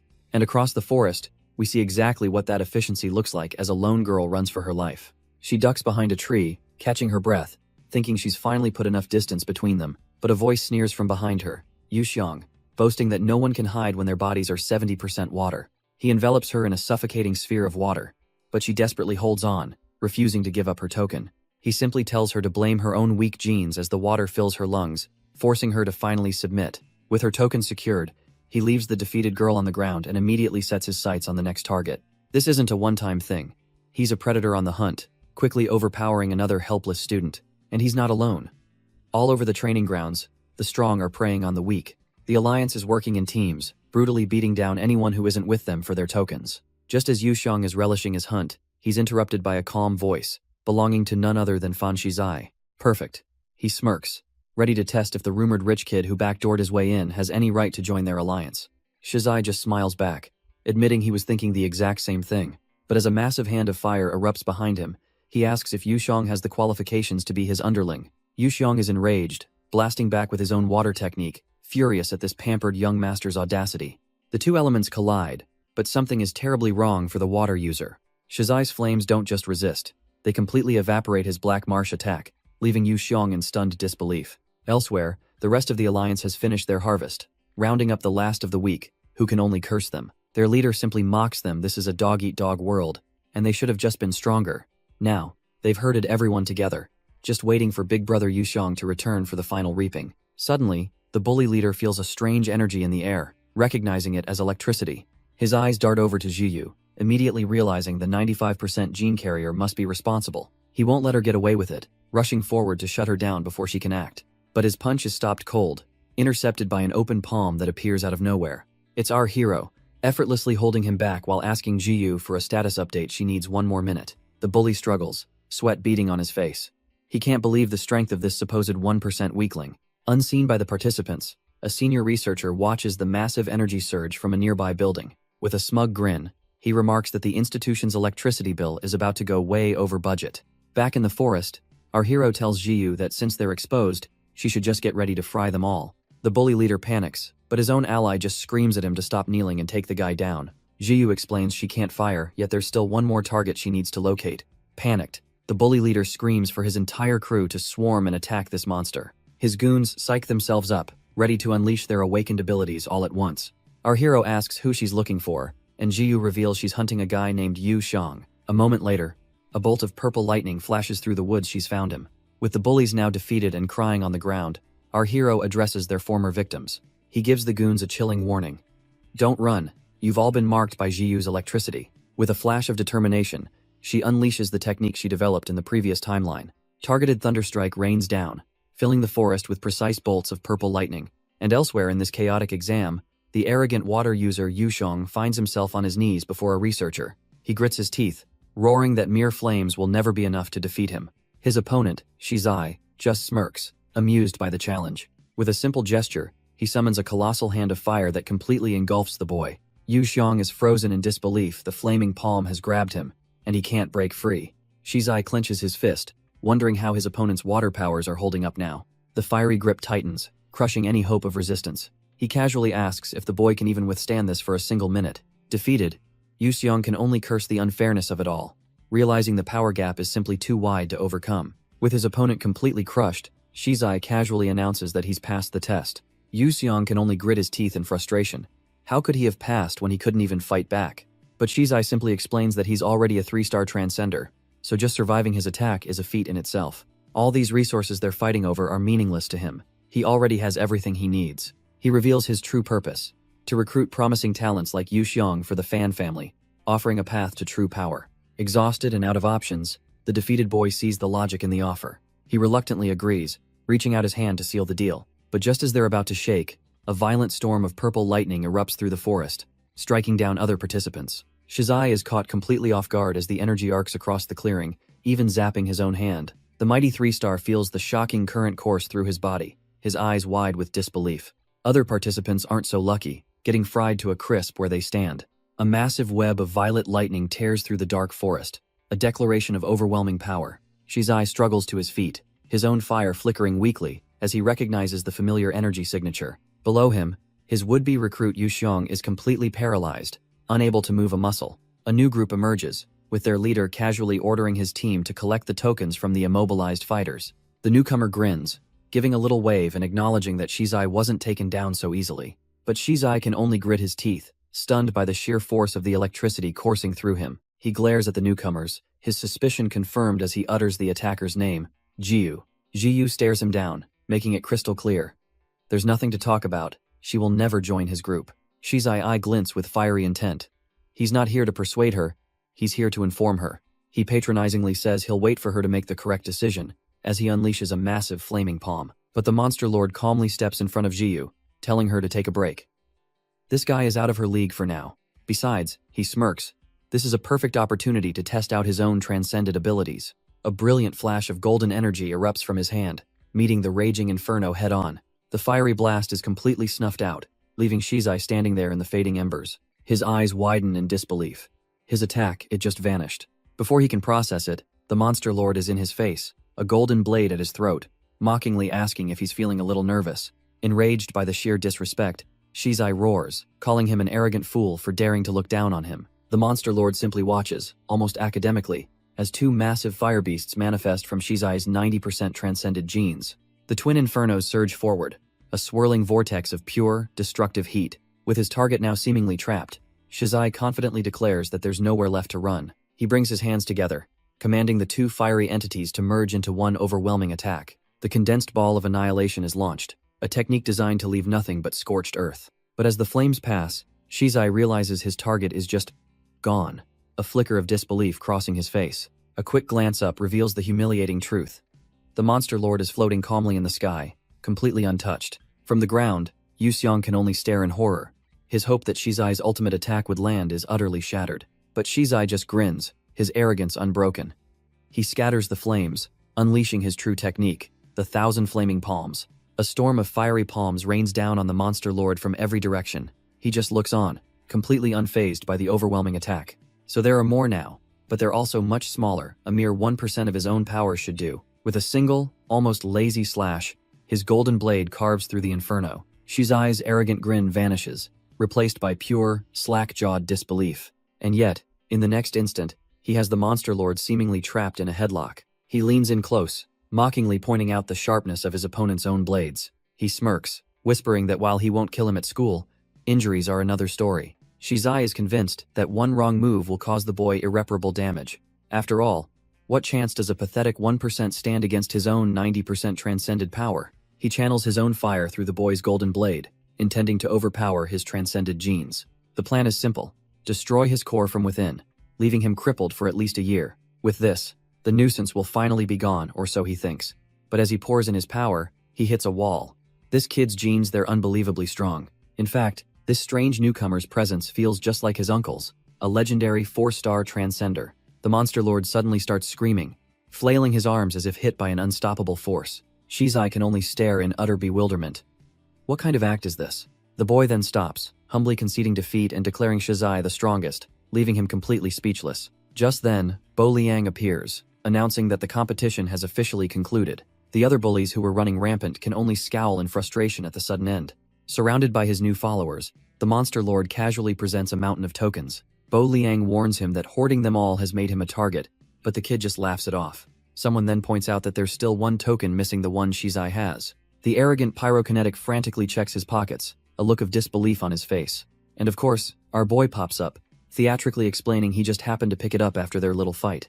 He even offers it back, the sheer disrespect making Shizai tremble with rage. Too proud to accept, Shizai storms off, vowing revenge while our hero couldn't care less. Later, the group cashes in their winnings, receiving an incredible 6 vials of liquid gene medicine.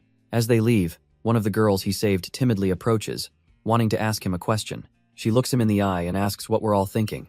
He could have easily beaten Shizai, couldn't he? She can't wrap her head around it, asking him why he let Shizai go. With a knowing smirk, he explains that Shizai is the heir to a powerful family, and there's no need to rush into a bigger conflict. The group marvels at his tactical mind as they finally arrive back at the campus. He pushes a cart loaded with their rewards towards the dorms, but the group's leader quickly calls out that he's going the wrong way. That's the woman's dormitory, he points, telling him their room is in the other direction. Jiyu steps in to clarify. The school has special, private dorms for students with exceptionally high transcended genes. The leader freezes, his mind slowly processing the information. He knows that's Jiyu's dorm, so that means a sudden, massive realization dawns on him, his eyes widening in comical understanding. He immediately starts waving them off, enthusiastically wishing his big bro and big sis a good night. Our hero sighs, muttering that he's already told them they're just childhood friends. but the two are already celebrating his new relationship. He mentions it'll take all night to absorb these resources, joking with Jiyu about old times. She teases him about his womanizing past, but as he insists he's changed, she can't help but feel he's telling the truth. Once inside, he begins to explain the history of transcenders and how humanity learned to harness their power. They can't create powers, but they can extract a life essence from biological sources to replenish energy. She remarks that it sounds an awful lot like what the man-eating monsters do. He downs a vial, making a face.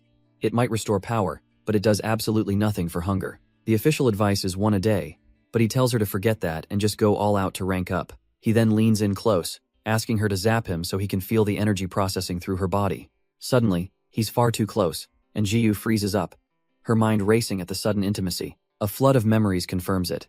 He really has changed, and he hasn't been this focused on her since middle school. He breaks the silence, his red eyes focused as he asks her to jolt him already. Leaning in, he pinches her cheeks, teasingly wondering why his usually violent friend is hesitating now. But before she can even process the taunt, he shoves her backward with surprising force. In one smooth, unexpected motion, he has her pinned to the floor. He looms over her, a sly grin on his face, asking if she was daydreaming about something. Jiyu's mind goes completely blank, her face flushing as she stammers, asking what he's doing. His arm presses down, holding her firmly in place, leaving no room for escape. Their faces are inches apart, his intense gaze locking onto hers as he leans even closer. A sudden, mortifying thought hits her. The reason he isn't looking for monsters is because he's found a much more interesting target right here, and she begs him to get up. He leans in close, whispering that she smells so good he could just eat her up. Jiyu's mind short circuits, completely unable to process what he's even saying. Suddenly, his face twists, fangs bared, and one eye glowing with a terrifying blue light. That's it, she's had enough. Blasting him away with a surge of furious pink lightning, the uncontrolled bolt shoots into the night sky as she has a sudden, embarrassing realization. He lands gracefully, explaining that the scent of her powerful genes is an overwhelming temptation for a mutant like him. All the fight drains out of her, replaced with a single, deadpan "oh." He sheds his jacket, encouraging her to keep going, telling her she's on the right track to controlling her power. Tossing her a mask, he cheekily adds that you should always wear one when you're about to do something bad. Then he turns to leave, casually promising to grab her some snacks while he's out. Left alone, Jiyu can only blush and mutter that he's a complete idiot. Meanwhile, our protagonist reflects on his current strength as an early-stage rank 3 monster. He pulls the mask into place, his crimson eyes filled with a calm focus. With the power of the Lord's flame, he feels confident he can handle even a peak rank 3. As long as he keeps his monstrous left hand hidden from view, everyone will just mistake him for a simple fire element transcender. But his confident stroll is cut short by a sudden, overwhelming feeling. He realizes he has to conceal his aura immediately, a jolt of panic running through him. Leaping into the trees, he vanishes from sight just as the presence grows stronger. It's the Earth Dragon, the very same behemoth from the testing grounds, still hunting in this area. It had sensed him, and now he knows. Using the Lord's flame excessively is like sending up a flare for every monster in the region. Elsewhere in the forest, another figure walks away, lamenting that tonight's supper won't be as tasty as he'd hoped. He knows the truth of this world, that Earth Dragons aren't the only threat, and some monsters were once human, and in a past life, he witnessed the coming apocalypse, fueled by the genetic energy of the slain. In a completely different part of town, a young man wakes with a splitting headache, confused about where he is. His last memory is of a casual phone call, just before a masked man grabbed him from the shadows. Now, a white van speeds through a dark alleyway, carrying its new cargo. He comes to, tied up with other victims, and immediately starts screaming, much to the surprise of his captors. His pleas are ignored as the kidnappers casually debate the sedative's dosage, wondering why this one woke up so fast. The masked man leans in with a smirk. It seems they've caught someone far more interesting than they expected. His captors casually discuss why he woke up 3 hours early. He has a high concentration of monster genes. The poor guy listens in pure terror, as they estimate his gene percentage is over a staggering 80%. The driver is ecstatic. A grade. A specimen like this is worth 7 times their usual haul. A huge profit. But the celebration is cut short. They need to knock him out before he transforms, just as a glowing fist appears outside the van. In a flash, a dark figure unleashes a maelstrom of energy, tearing through the night. The van's windshield explodes inward, the blonde kidnapper staring in shock at the sudden, overwhelming assault. Their entire vehicle is sent flying through the air, completely at the mercy of this unknown attacker. It smashes back onto the pavement, crippled and smoking from the impact. Inside, the kidnappers are frantic. The engine's busted, and their assailant has vanished without a trace. The blonde man orders his partner to watch the cargo, vowing to hunt the attacker down only to spot a masked figure in the rearview mirror. His partner screams a warning, but it's far too late. The masked figure yanks the blonde kidnapper right out of the driver's seat. Hes tossed aside with contemptuous ease, crashing into the dark woods. Picking himself up, the kidnapper demands to know who this is, wondering if their intel was leaked. He doesn't wait for an answer, deciding this mysterious attacker simply cannot be left alive. But inside the van, the other accomplice has a new problem. The captives are waking up. One of them, a panicked man, begs to be let go, swearing his monster genes are stable. He tearfully explains his wife already left him, but his son is still waiting for him at home. The kidnapper's response is pure evil. Don't worry, your son is on our list too. He forces a strange potion down the man's throat, telling him to go back to sleep. The driver, seeing his partner in trouble, snaps he doesn't care about the dosage anymore. Outside, a storm of crackling blue energy erupts through the trees. The kidnapper unleashes his full power, boasting that he's a 3-star transcendent. But as his lightning surges forward, he sees something impossible: faint blue flames. He scoffs, thinking fire and electricity will just damage them both. A split second later, his confidence shatters as the feedback roasts his hands from the inside out. He stumbles back in agony, wondering how this guy is completely unharmed. Lying on the ground, he desperately tries to justify his actions, calling them an act of justice. But our hero isn't buying it, flatly stating that human trafficking has nothing to do with justice. With a boot to the face, he demands to know everything about this redemption association. He calmly spells out their entire twisted operation, leaving the kidnapper stunned at how much he knows. Pinned underfoot, the man still tries to justify his actions as a necessary evil, a service to society. But our hero's cold glare silences him instantly. He will only speak when he's told to. And so, the story spills out. The Redemption Association, a supposed safe haven, turned into a slaughterhouse. They sold their own people to the Fan family, who used them for experiments and even fed them to monsters underground. Back in the present, he asks how many secret bases the Fan family has. The kidnapper weakly offers up one. A little more pressure from our hero's boot seems to jog his memory, and suddenly he recalls a second location. With his head about to pop, the kidnapper finally breaks, confessing to numerous monster factories all over the country. But our hero isn't interested in a national tour. He hones in on the ones near Qingchu City. Desperate, the man swears there's only one nearby and offers to lead the way, completely clueless about the underground monsters he just helped feed. He dismisses the man as a low-ranking grunt and commands him to lead the way to the monster factory. The kidnapper meekly agrees, but as our hero turns his back, a treacherous smile spreads across his face. Thinking he's got the perfect opening, he summons a crackling ball of electricity, ready to blow his captor's head clean off. But our hero simply turns, unimpressed, and tells him to scream loud enough for his friends in the car to hear. He catches the electric blast with his bare left hand, and the kidnapper's confidence completely shatters. How is this possible? A predatory grin spreads across our hero's face as he mockingly admits he trusts the other guy's escape plan more. The kidnapper's blood runs cold as a monstrous jaw rips through our hero's face. This isn't a man, it's a true monster. A terrified scream rips through the quiet forest, echoing towards a nearby van. Inside, the man in the red cross mask is busy subduing another captive, annoyed by how much trouble he's causing. He looks up just in time to see our hero approaching, a cold dread washing over him. Electric Eel was defeated that fast?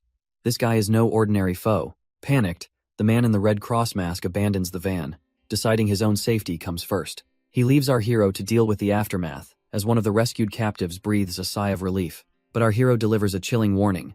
As far as the world is concerned, they're all already dead. He tells the man to stay hidden, but the captive is frozen with despair. His son is still back in the city. Meanwhile, the masked kidnapper rockets towards his destination, an island built on the ruins of Nansha City. This was once a thriving metropolis, but it became a casualty in the brutal war against monsters 20 years ago. Now, it's a restricted zone, repurposed by Nanhua City to house all its top-secret transcender facilities. Our hero arrives shortly after, a grim realization dawning on him. So this is the Fan family's monster factory. Inside the facility, the masked man walks into a chamber filled with countless monsters, chained and imprisoned. He calmly approaches a security camera, announcing his return and confirming he isn't an intruder. He complains to the camera about the factory's defenses, finding the monster noises terribly irritating. The voice on the other end assures him that their detection systems are foolproof. But the masked man is starting to get nervous, asking what happened to his partner, Electric Eel. Panic sets in. He realizes someone must have interfered, and his partner is likely dead. The operator on the other side suddenly senses danger, demanding to know if he was followed. But the kidnapper scoffs at the idea, boasting that as a 3-star wind transcender, no one could possibly keep up. Back in the control room, an operator spots a flicker on the monitor, but his partner dismisses it as impossible. Meanwhile, our hero walks casually among the chained monsters, completely undetected. He notes the convenient blind spots in the surveillance network, a fatal flaw in their design. With a confident smirk, He decides there's no need to find a door hell, just make one himself. Deep inside the facility, in a sterile quarantine room, researchers are getting impatient.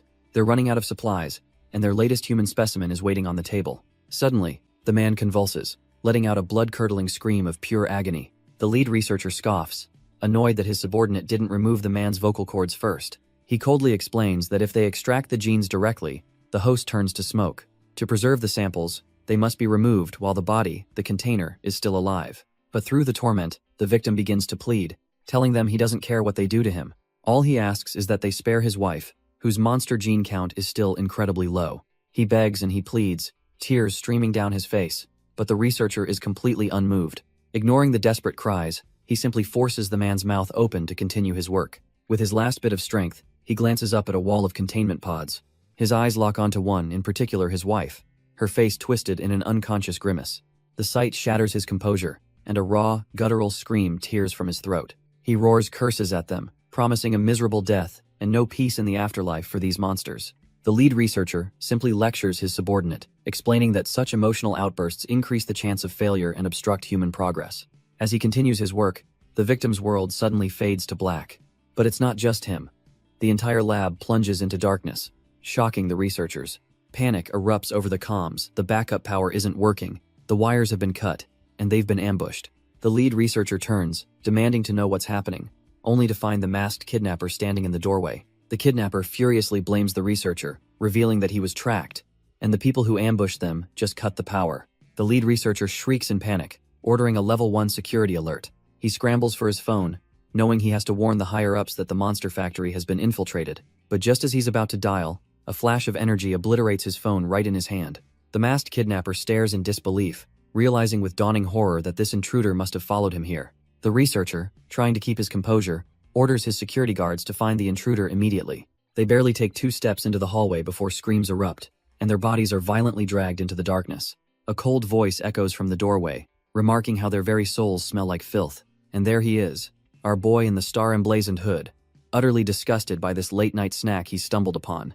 The researcher scoffs, regaining his arrogance, and asks if he's here for these monster gene carriers, mocking his ignorance. He then sneers that since the intruder has barged in, he might as well stay and become their next test subject. The researcher boasts that the fallen guards were just grunts. The real security has arrived. From the shadows, 2 enforcers wreathed in flames lunge forward, cackling about their new victim. They're joined by the man in the Red Cross mask, who declares he's here to avenge his fallen comrade. The lead researcher watches, wondering who this arrogant intruder could possibly be to attack his lab alone. But his confidence swells as he takes stock of his fighters. 2 3-star mid-stage brawlers, and 1 early-stage wind user. He smirks, convinced that no matter the intruder's rank, his transcended gene chain will soon be his.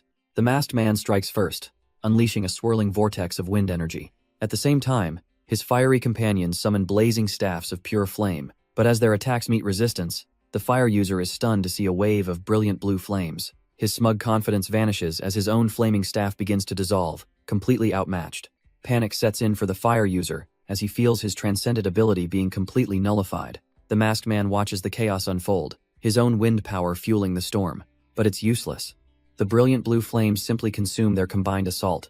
The fire enforcers are engulfed in the backlash, realizing their opponent must have some kind of legendary 5-elemental star quality. Even the wind user is sent flying, his own attack redirected back at him with crushing force. He can only stare in disbelief, thinking this must be some kind of kamikaze, self-destruction ability. But our protagonist has seen this kind of desperate, all-or-nothing move before. The masked man grits his teeth, realizing his opponent is using a technique that seems to sacrifice his very life force. Then the monster lord appears, casually flipping him off and asking if he's really got enough juice to try that again. Before they can react, he unleashes a counterwave of energy, sending the 2 fire users spiraling into defeat. His allies can only gawk at their fallen comrade, noting it looks like he was hit by a truck. The thought dawns on them this isn't a person, it's a monster, and at least a rank 3 to be this strong. But they think they've found a weakness. His powerful moves seem to be limited to a very small area. A new plan forms. Keep their distance, don't let him get close, and they can win this. With renewed confidence, they unleash a dual assault, summoning massive pillars of fire. But from his observation room, the lead researcher knows they've completely misjudged the situation. He internally scoffs at their ignorance. Not all 3-star transcenders can even use the power of an elemental star chart, and as a longtime researcher of fire abilities, he knows exactly what he's seeing. The The Monster Lord isn't using some complex star chart technique, it's just pure elemental power and brute physical strength. Their attack is instantly swallowed by his azure flames, their power difference made painfully, overwhelmingly clear. His blue flames don't just consume their power, they tear right through it. Seeing his men downed, the researcher gives a desperate order. Use the Crimson Fire Seed. This is the Monster Factory's hidden trump card, their last resort. It's a special drug that temporarily boosts a 3-star transcender to the level of a 4-star. Feeling the surge of destructive power, the enforcers get cocky, ready to take him on with their new flaming staff. But as their powers clash, the lead researcher notices something truly strange about the intruder's flames. They're eerily similar to the legendary eternal flame his family has been seeking for generations. Before he can even process this revelation, the Monster Lord moves, his speed and power utterly eclipsing their drug-fueled boost. How could this be? Their power was temporarily increased, yet it meant nothing. The enforcers are annihilated in an instant, and the feedback surge blows out the researcher's monitor. Picking himself up, the lead researcher has a sudden, chilling epiphany. He realizes the intruder's transcended gene count must be astronomically high, over 90%. His flames even possess the legendary devouring property. The Monster Lord's eyes narrow.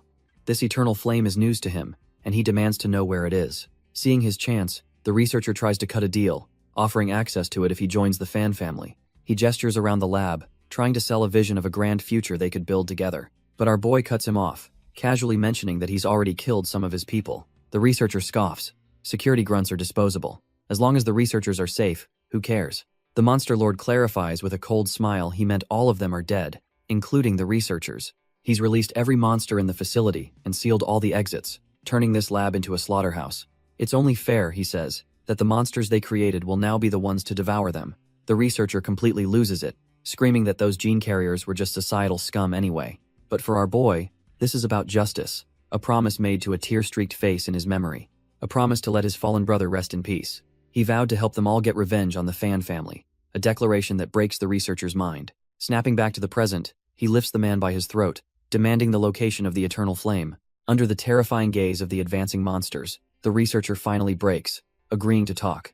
He chokes out a location, but the Monster Lord's grip only tightens, stunning the man with his silent disbelief. He knew it was a lie, a simple tactic to waste time, explaining that his knowledge of this city runs deep. The researcher was stalling for his reinforcements, but with a cold smirk, our boy reveals a simple truth.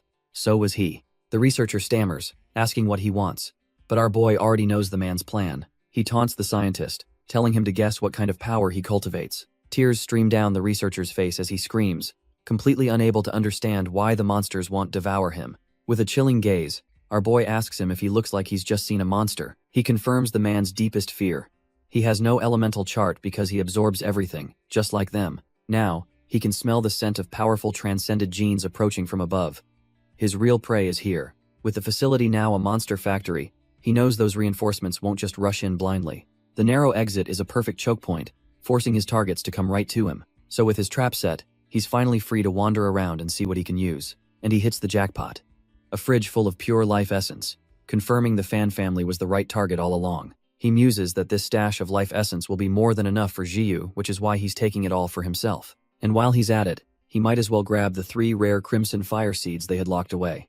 With his pockets full, he turns to the horde of monsters he created, asking if they enjoyed their meal. With a serene, almost gentle smile, he tells his companions it's time to send them on their way. His true nature flashes through as he commands them all to enter his stomach. His task complete, and feeling fully satisfied, he grabs his spoils and prepares to head home. But then, he catches a scent on the wind, his eyes narrowing.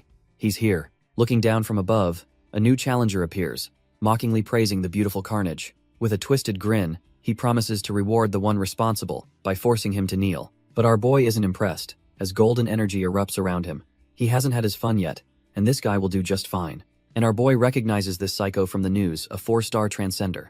The arrogant fighter introduces himself, an earth elemental who awakened a gravity ability. He smirks, impressed that his reputation precedes him, and mocks the fan family for hiring such a notorious killer. With a flick of his wrist, jagged rocks erupt from the ground, pinning our hero in place as he promises a nightmare. A massive boulder forms overhead as he vows to spend the next few hours crushing his opponent's body. He sneers, promising to make him beg for mercy just like the women he'd murdered. With a stomp, he sends a wave of crushing earth spikes directly at his trapped target. The villain leans in, demanding screams he can't hear through the rock, but then he sees it.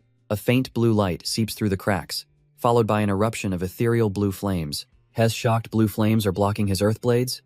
He grins, thinking he's found a strong 3-star, and that this might actually be fun. The arrogant fighter digs in, activating his heavy earth star chart to unleash a wave of crushing gravity. But our hero is just calmly assessing the situation. A 4-star's power is impressive and perfect to use as a decoy. He leans in and mocks the killer, suggesting he save his energy for running away later. This only excites the sadist, who thrives on his victim's defiance before he inevitably breaks them. He roars that the longer this takes, the better, and winds up for another devastating attack. But as he lunges forward, he suddenly freezes, sensing something deeply, fundamentally wrong. An immense, terrifying pressure erupts from behind him, the unmistakable aura of a rank 3 monster. He whirls around to see his opponent's left hand twisting into a monstrous, energy-wreathed claw. How did he get there? In a blind panic, he summons his ultimate technique, the 3rd level of heavy earth for absolute defense. But that monstrous hand smashes right through his barrier, as if it were nothing more than a sheet of paper. But it's not the hand itself he needs to worry about. From its palm, a parasitic, fang-filled creature bursts forth and launches itself like a living projectile. It latches onto the fighter's back, a tiny, insignificant wound. He scoffs, asking if that little scratch was a serious attack. Under his immense gravitational pressure, he's certain there is no escape. But our boy just calmly stands there, asking why he suddenly looks so bored. He explains he was just trying his best to hide his monster aura. Suddenly, the entire street begins to violently shake and tremble. The fighter looks on in horror as the very ground cracks apart from a power deep below, and he reveals his little secret with a grin. His tendrils have already marked the fighter, covering him in a scent only a monster would recognize. The arrogant fighter feels it instantly, a terrifying presence surging up from below. He desperately tries to reinforce the ground, calling on his 3rd-level earth fortification. But his defense is utterly worthless, as a colossal earth dragon erupts from the concrete, shattering everything. He's thrown back, his mind reeling in disbelief. Why is a monster of this caliber doing here? It's then he notices the dragon's piercing blue eyes are locked directly onto him, ignoring everything else. A cold sweat breaks out across his face, as the horrifying truth begins to dawn. This thing isn't just rampaging, it's hunting him. He finally connects the dots that Brat didn't just hold him back. He marked him as prey for this beast. As the dragon lunges, our boy gives a casual little wave, a cheerful bye-bye to the man he just fed to a monster. With his trap sprung, our boy slips away with his prize, a job well done. He watches from a distance, satisfied that everything now depends on the cleanup crew. He smirks, his grand plan finally in motion. He's revealed this apocalyptic threat to the exterminators a year early. And right on schedule, an elite squad appears, led by the impossibly confident 4-star transcender, Shang Guangque. Her team gets a lock on their target. The Earth Dragon is just 500 meters out and closing fast. She scoffs at their unease, telling them their team alone is more than enough to achieve this great honor. With a sharp order, she commands them to prepare the binding formation immediately.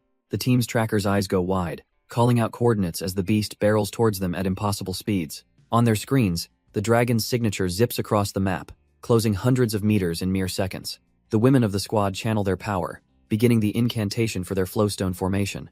Shang Guangque seethes, remembering how the beast escaped last time. This time, she vows, she will cut it down. But her tracker suddenly cries out a warning. There's someone standing directly in the dragon's path. He runs a quick sonic scan to identify the figure, and his face pales in shock. It's a notorious death row inmate, a murderer. Shang Guangque scoffs if he's with the monster, she'll just kill them both. With a roar, she unleashes her ultimate technique, the water dragon.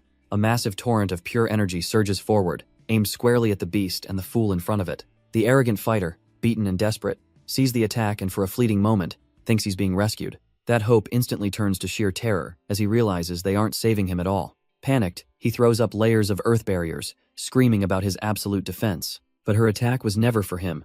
The water dragon slams full force into the colossal earth dragon. The sheer shockwave of the blast sends the arrogant fighter tumbling away. Her water dragon tears into the colossal beast, which lets out a furious roar. But Shang Guangque presses her attack, leaping onto the monster's back to get in close. With a battle cry, she brings down her blade, wreathed in torrents of energy. The arrogant fighter watches on, a smug grin spreading across his face. He thinks he's been saved. He immediately turns to flee, feeling lucky that he could dump this problem on someone else. His mind is already on damage control, worried about failing his mission. But something stops him dead in his tracks. A strange rumble from behind. An armored tail erupts from the asphalt just feet away from him. Shang Guangque's eyes widen in horror. Another earth dragon has just appeared. Her mind reels at the sight. 2 of them? She wonders just how many more are lurking underground. The sheer scale is unbelievable. She knows no one has ever seen the end of an earth dragon's tail. Wasting no time, She orders her team to contain the beast, determined not to let it escape. With a defiant cry, she launches herself straight towards the new dragon's gaping mouth. Her team leader shouts a frantic warning, "Don't go near its teeth, they're impossibly strong." But a determined glint appears in Shang Guangqui's eyes. It'll have to bite her first. She unleashes her ultimate technique, Shinganized, / a colossal wave of blue energy that stuns her allies. The attack tears straight through the monster's head as she declares she's reversed its life force. Satisfied, she watches her attack carve down its body, eager to see the creature's true form revealed. But as the energy trail stretches on for hundreds of meters, her confidence instantly evaporates into disbelief. Her team celebrates their first dragon kill, but Shang Guangqui knows the truth. Her power isn't enough to go further. A cold dread settles in as she wonders, did she really kill it? And what kind of monster was that, really? Elsewhere, at the Fan family's secret research base, a senior official demands a report on the Monster Factory disaster. The news is grim. The facility is a total loss. Every researcher is dead, and their assassin was likely eaten. Worse, their illegal lab has been exposed, and the extermination department is furious, discussing their punishment. The old man scoffs, dismissing it as a mere slap on the wrist before asking the only question that matters. Who's behind this? His aide brings up the final message sent by the factory director just before his death. The culprit wielded blue flames, a devouring power with a fire gene that rivals the legendary eternal flame itself. Shizai's eyes widen in bitter realization this person isn't just an enemy, he's the key to unlocking their greatest ambition. He seethes with envy, lamenting how his family has worked for generations, only for some unknown upstart to hold the true path to power. Shizai declares that if they can't reach the 90% gene threshold naturally, they'll just have to seize it. All they need are the genes from this blue flame user to finally open the everlasting blossom and forge their own dynasty. The senior official knows their first priority is finding this mysterious blue flame user, but his aide wonders how. He scoffs the target is just one man. Why get their own hands dirty when they can let the exterminators do the work? The old man lays out his plan. They will report that the blue flame criminal destroyed their lab and might even be behind the Earth Dragon incident. His aide immediately understands the scheme and rushes off to deliver the falsified report. Elsewhere, Shizai stands before the giant, pulsating green pod, whispering a promise that he will one day open it and retrieve the legendary eternal flames locked within. The true scale of their project is revealed: a monstrous plant suspended in a vast chamber, its roots plunging into the darkness below. And 5,000 meters down, those roots are feeding on something horrifying, a nest of colossal, slumbering dragons. Deep within the gullet of one of these ancient, slumbering beasts, the arrogant fighter from before suddenly materializes, screaming in raw panic. His mind races, trying to process the wet, sticky, and bloody cavern he's trapped in. And then, the horrifying truth dawns as a colossal red eye opens in the oppressive darkness. But as the ancient creature gazes upon him, it seems almost disappointed. This isn't the meal it was waiting for. The fighter can only stare back, utterly bewildered by the monster's complete lack of interest. That's when a new presence emerges, a familiar aura of brilliant blue flames that the dragon instantly craves. Its massive eye widens, finally locking onto the true prize it's been searching for. With a silent roar of recognition, the dragon snaps its jaws shut, intent on consuming the one it remembers. And somewhere far away, the masterminds behind this horrifying trap are already thinking ahead, confident their hidden resources are secure. He slips back into the apartment, trying to be inconspicuous after that chaotic escape. Walking in, he casually greets Zhiyu, offering her a box of high-quality life essence he snagged from the institution. But his mind is racing. He knows the owner of that tale, the Earth Dragon, now has a piece of him. As she heads to her room, he contemplates the grim possibilities this new connection creates. The dragon's rampage could lead the exterminators right to their research base for the Eternal Flames, a facility where a desperate plan is unfolding, a belief that it's better for the apocalypse to manifest sooner rather than later. And right on cue, their giant bioweapon, the Everlasting Blossom, begins to crack open. The green husk peels back, unfurling like a monstrous flower with blood-red petals. A young researcher cries out in alarm, watching the legendary blossom begin to bloom before its time. But the senior scientists can only stare in disbelief as a familiar, brilliant blue energy erupts from the depths below. As the energy consumes him, the lead researcher desperately orders someone to get Director Fan back. The other scientists are helpless, caught in the same violent surge, their breakthrough becoming their tomb. At the same time, the entire city plunges into darkness, and an alert blares as a new player makes his move. Meet the Fan family's private death squad, a team of criminals who mock their leader's new invincible body. Their captain, a man with discolored, scarred hands, knows they owe their power to the very family running this facility. They are a team of supposed dead convicts, boasting 3 4-star transcendence and 7 at the peak of 3-star. With intruders detected, they've been given a new mission: leave no survivors. The captain begins delegating, assigning his female subordinate to run defense and block incoming attacks. His blonde, knife-wielding maniac is assigned to a fence, eager to slice and dice their armed forces. And Team C, a squad of glowing silhouettes, is tasked with locking down the area, ensuring no one gets out alive. The captain gives a final order to his subordinate. Chu. Conceal yourself and scavenge what you can. The rest of the death squad storms the hallway, their leader reminding them that any intruder will be a serious threat. With a crackle of yellow energy, he ignites his adrenaline, his scarred hand ready for a slaughter. The entire squad grins maniacally, absolutely thrilled at the thought of the massacre to come. But before they can take a single step, a hellish torrent of blue flame engulfs them completely. Chu, who had vanished just moments before, can only watch in stunned silence. In a single, horrifying instant, his entire squad was just erased. He stumbles back, realizing that his quick decision to conceal his aura was the only thing that saved him. He frantically reports what he saw. 4 invisible monsters, born from the flower, wielding eternal flames. Grabbing Dean Fan, he screams that they are in deep trouble and must call the exterminators immediately. Q is absolutely losing it, screaming that this is a threat that no one can possibly handle. But Dean Fan has a very simple policy for anyone who tries to leak what's happening here. They die. With the dissenter silenced in a ball of fire, he coldly orders his men to strip the body of its genes. His nephew, Shizai, excitedly reports that the everlasting blossom has calmed down, its power now even stronger. He marvels at its ability to stimulate genes, seeing a clear path to becoming a 4-star transcender. This flower, Dean Fan declares with absolute conviction, is a treasure exclusive to his family. Meanwhile, far from the Fan family's secret lab, our monster lord has returned home. Jiyu looks up at him with a curious gaze, asking if he plans on eating her again tonight. He smirks, explaining he's already had his fill and needs 10 days to digest everything and reach peak rank 3. But his next step is crucial, evolving his transcended genes to stabilize his power within a human shell. He kneels before Jiyu, explaining that her unique constitution is the perfect catalyst for his plan. Gently lifting her chin, he asks her to trust him, just this once. She seems to understand the gravity of the moment, bracing herself for what's to come. With a crackle of energy, his left hand begins to shift, morphing into its monstrous state.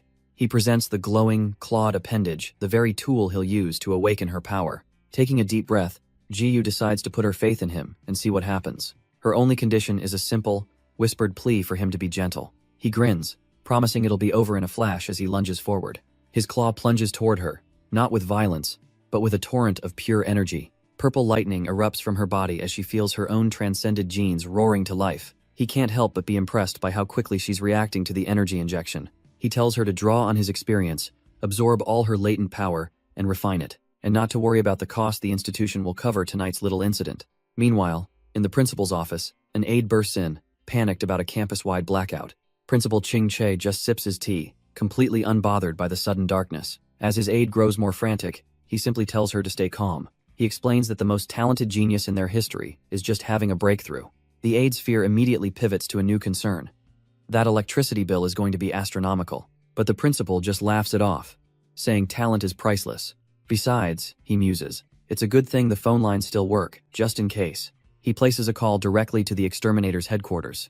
The principal calmly introduces himself, not a hint of panic in his voice. He confirms their suspicions about the citywide blackout, casually dismissing it as just his student Jiyu having a breakthrough before cheekily asking about reimbursement. After all, the non-UA institution is located in its own massive, isolated clearing zone, a sprawling island dedicated solely to nurturing transcendence, right next to the city center.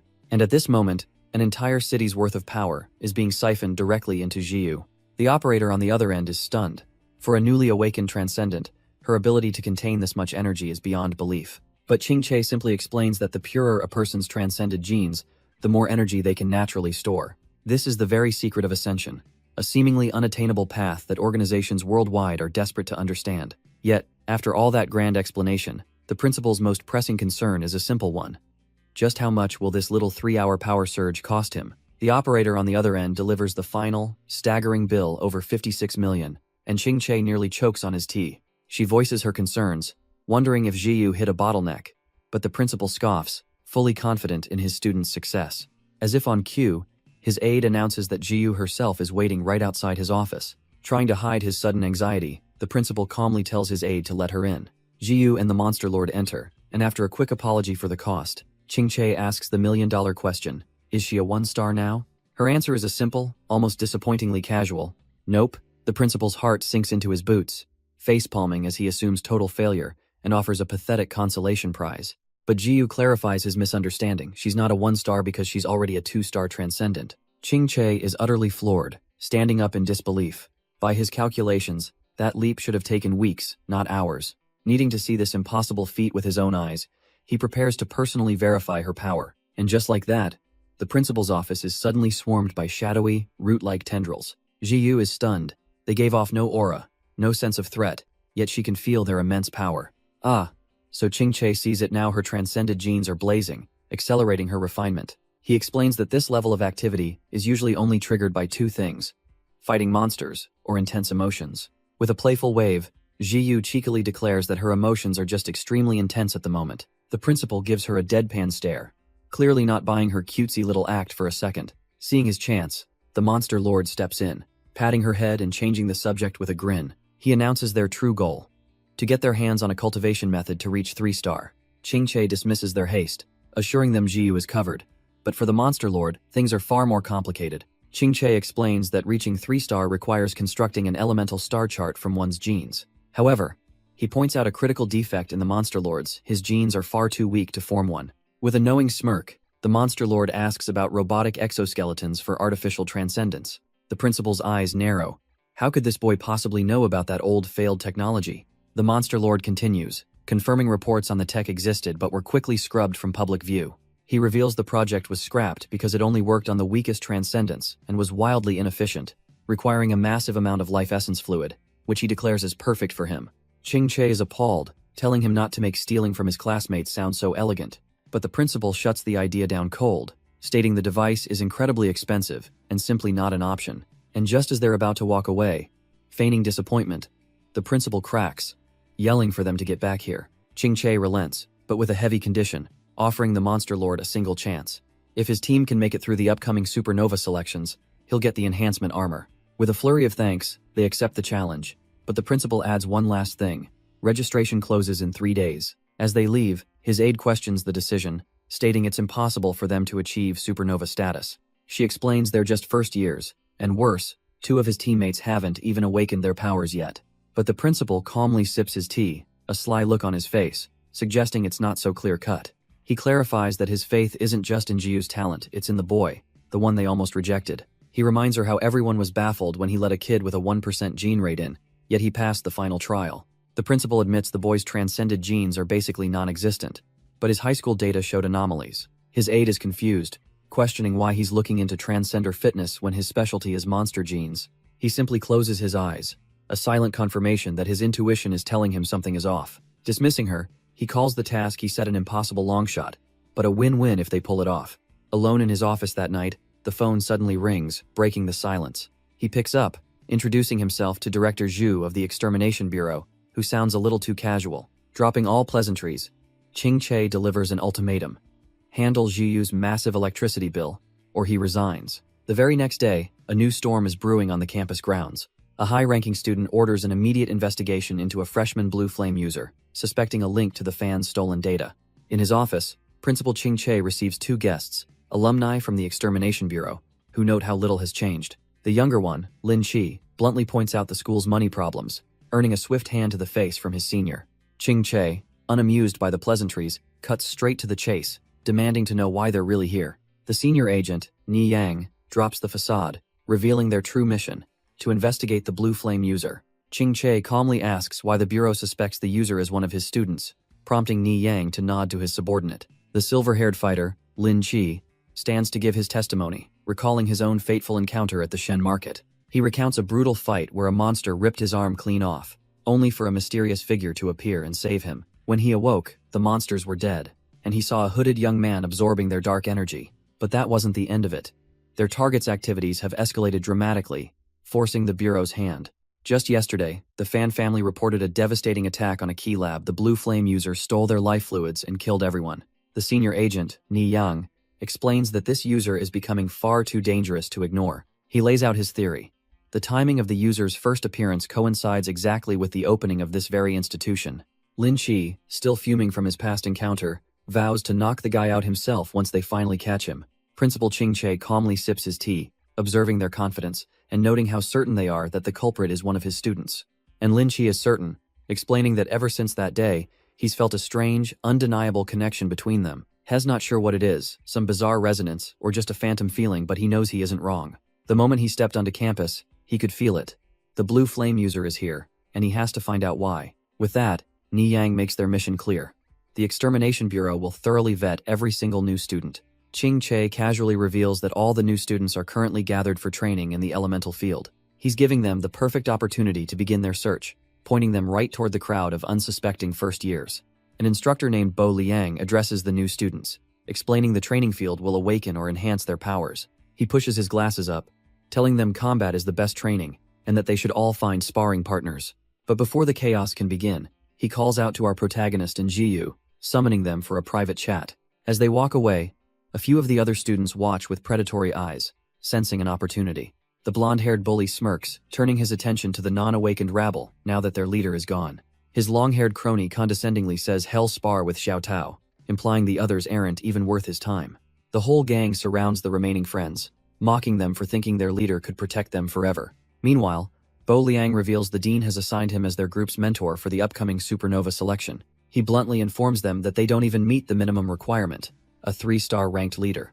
That standard, he explains, was set years ago when a legendary first-year named Shang Guangkui defeated a 3-star examiner. Bo Liang suggests they could just join a second-year team, but our hero shuts him down, insisting his current team is fine.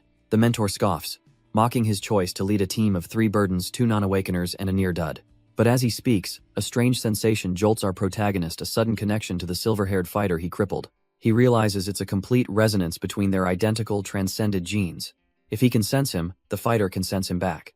Panicking internally, he decides to wrap his unique signature in his monster genes, cloaking himself from detection. Back in reality, Bo Liang continues his lecture, completely unaware, mentioning the Starry Sword star chart the principal gave him. He explains that without the proper armor, the technique is useless unless one can sense and imitate another's elements. Changing gears, he decides to make Ziyu the temporary captain and immediately challenges her to show him what she's got.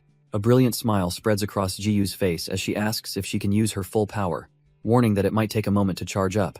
Seeing her terrifyingly eager expression, Bo Liang quickly backpedals, telling her to aim for the sky first, not him.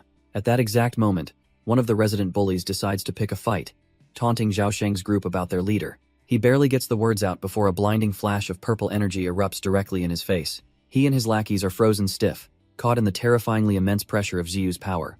A colossal pillar of violet lightning crashes down from the sky, a spectacle of pure, untamed force. The once arrogant bullies are now practically bowing, fawning over Brother Sheng with newfound respect. The rest of the group can only stare, mouths agape, cheering on their awesome sister-in-law. Jiyu turns back to Bo Liang, asking with a sweet smile if her demonstration was acceptable enough for him. He numbly agrees, though his mind is racing. This girl isn't just a talent. She's a demoness, a future human nuclear plant. But their lesson is cut short by the arrival of a secretary, who needs to speak with Bo Liang urgently. Jiyu overhears her asking about the silver-haired fighter, her expression immediately shifting to one of deep concern. And just like that, our boy's senses tingle. The exterminators are here. Outside, all the participants are being herded into the main plaza, confused by the sudden commotion. The veteran agent in charge turns to his ace, a silver-haired prodigy named Lin Chi, and entrusts the hunt to him. Lin Chi notes that the target's resonance has vanished, but it doesn't matter. With a flash of his golden eyes, he declares he'll smoke him out, and metal begins to rip itself from the very architecture around them. The scene then flashes back 2 months, to the site of a ruined, desolate building. A younger Lin Chi had just arrived, listening to a subordinate's report on the situation. The agent explains that their vice captain successfully cornered a monster inside, but Lin Chi's face pales with alarm. He immediately snaps an order for the vice captain to evacuate, leaving his subordinate utterly baffled. With a chilling urgency, Lin Chi commands him to radio the order. He knows this isn't a simple hunt, it's a death trap. But before his subordinate can radio for an evacuation, Lin Chi takes matters into his own hands. The agent can only watch in shock as a vortex of metal rips from the ground. He realizes Lin Chi is pulling the very rebar from the building's foundation, using almost no elemental power. This is the highest form of his art, the legendary myriad sword strike. The entire structure implodes, and from the dust emerges the furious vice captain. He roars, demanding to know who dared interfere while he was training his rookies on a stabilized monster. Standing before him, Lin Chi gives a crisp salute, introducing himself as the new recruit. The vice captain and his subordinate are completely stunned. This is the newcomer assigned to them? He demands to know why Lin Chi is wearing a captain's uniform, but the prodigy just coolly explains it's a normal coat radiating a powerful aura. With that chaotic first meeting over, the flashback ends, returning us to the present. The vice captain frantically warns Lin Chi not to mess around. Destroying this plaza would mean a debt of 20,000 years, but Lin Chi simply ignores him, his golden eyes flaring as he commands the metal to come forth. A massive torrent of golden, crystalline shards erupts, twisting and forming under his absolute control. The shards fill the entire plaza, hovering menacingly over the terrified participants below. They realize he's not attacking, but scanning, forcing his own elemental power into every single person. Our monster lord stands perfectly still as the energy washes over him, a forced scan to smoke out the target. He feels his transcended genes stir, but knows his monster genes can easily suppress the signal. It seems he's caught. As long as this shorty is around, using his other powers is off the table. He glances at Jiyu, quietly warning her to keep her distance and not to act rashly.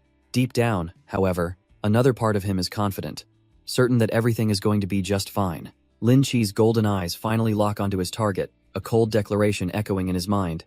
"Found you, Blue Flame." The golden shards instantly change direction, whipping past the other terrified participants. They converge on our boy, who immediately starts his performance, screaming about why he's the one being targeted.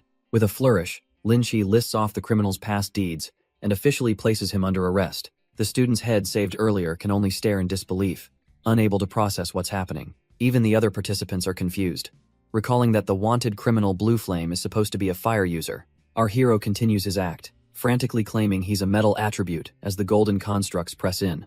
But as a crystalline shard hovers inches from his face, a sudden, strange clarity cuts through the panic. He can feel it, he can actually sense the movement of the elements within the metal, seeing their very structure. A dangerous thought sparks in his mind. If he can see it so clearly, couldn't he just rearrange it himself? Bo Liang mutters that imitating an element is nearly impossible unless you can perfectly sense and replicate it. With a slight tap of his foot, our boy casually asks if this is what he meant. He even scoffs at Lin Chi's dramatic chant, thinking what a ridiculous phrase that was. And just like that, he forges his own celestial starstrike sword, perfectly stable on the very first try. The researcher's mind reels he learned a complex technique from the myriad sword star chart just by seeing it once. The veteran agent is still stuck on the details, reminding Lin Chi that Blue Flame is a fire user, but this kid is using metal. Lin Chi just smirks, posing a simple question. Does using fire automatically make you a fire attribute? He explains that with enough skill, even a metal attribute user can easily create flames. By manipulating the metal elements to achieve extreme velocity, he can generate intense heat and friction. The result is a technique that mimics a fire attack, the devastating tremor of a burning star. His subordinate is completely floored, marveling at how Lin Chi's control has only grown stronger since graduation. The agent's mind races, could this new kid really be the infamous Blue Flame, hiding his true identity? As the brilliant technique unfolds, the subordinate can't help his fanboy moment, wishing he could learn such a move. Lin Chi's eyes narrow, his intent clear as he prepares to vanquish his target once and for all. He unleashes a devastating rain of ignited swords, a storm of fire and steel meant to incinerate his foe. But suddenly, a massive wave of pure blue energy erupts, completely swallowing the battlefield. The fiery swords are instantly neutralized, shattering against an unseen watery barrier. Lin Chi's ultimate attack is effortlessly dismantled, fizzling out into nothing. The veteran agent watches in disbelief, stunned by the sheer force of this water power that shielded everyone. Then, a new figure steps forward, coolly informing them that this academy is now under her protection. Her eyes burn with cold fury, warning them that bullying her students comes with a heavy price. She tells the agents to go play their games somewhere else and to stop causing trouble on her turf. The veteran agent frantically whispers to Lin Chi, telling him to be polite. This is Senior Shang Guangque. But that warning comes a little too late, as a predatory smirk spreads across her face. Oh? She challenges him directly, a colossal water dragon materializing to teach this insolent brat some manners. The subordinate agent is stunned. Her elemental lifeform is so real he thinks he's witnessing the birth of a 5-star transcender. Lin Chi grits his teeth and calls for a retreat, vowing to come back with nearly 20 more agents to deal with her. But his threat feels empty as the massive water dragon looms over them, a silent promise of annihilation. A quick flashback reveals this fiery personality is nothing new, with her mentor once advising her to tone it down. Back in the present, she forms a water scythe, demanding to know how their elite team failed to identify their target's true attribute. She reveals a critical piece of intel. She was monitoring the campus when the lab was destroyed, and no one left. The monster lord's eyes widen slightly. Has been cornered, or so she thinks. The veteran agent has seen enough, quickly grabbing Lin Chi and dragging him away before things get worse. Our boy decides to play it cool, trying to change the subject as the agents flee. He casually remarks that keeping an eye on this massive institute must be quite the exhausting task for her. But Shang Guangque just stretches languidly, admitting she doesn't have time to watch everyone, every day. Then, She closes the distance, her instincts telling her that despite everything, he doesn't seem like a bad person. A pointed cough from the sidelines breaks the tension as Jiyu makes her presence known. Shang Guangqi's attention immediately shifts, playfully pinching Jiyu's cheeks and encouraging her to get stronger. With a final command for them to study hard, the terrifying 4-star transcender takes her leave. As the dust settles, the leader of the grateful participants remarks on Shang Guangqi's awful taste in men, a fact our boy silently agrees with. He then leans in with a creepy glint in his eye, telling the guy to bring Xiao Tao to Jiyu's dorm for a special treat. From a distance, Bo Liang watches them, calculating their odds in the upcoming supernova selection. Despite their low awakening rates, he believes they have a real shot at the first round, and he's ready to win some bets on it. Meanwhile, in a briefing room, other team leaders brag about their own elite students, confident in their chances. When they hear a first-year team is joining, one of the more arrogant teachers scoffs first years don't even qualify. But right on cue, Bo Liang makes his entrance with a wide, confident grin. Adjusting his glasses, he coolly suggests they all make a little wager on the outcome. That night, however, a new problem arises in the dorms. Far from the eyes of any teachers, the leader of our boys' new faction is being poached.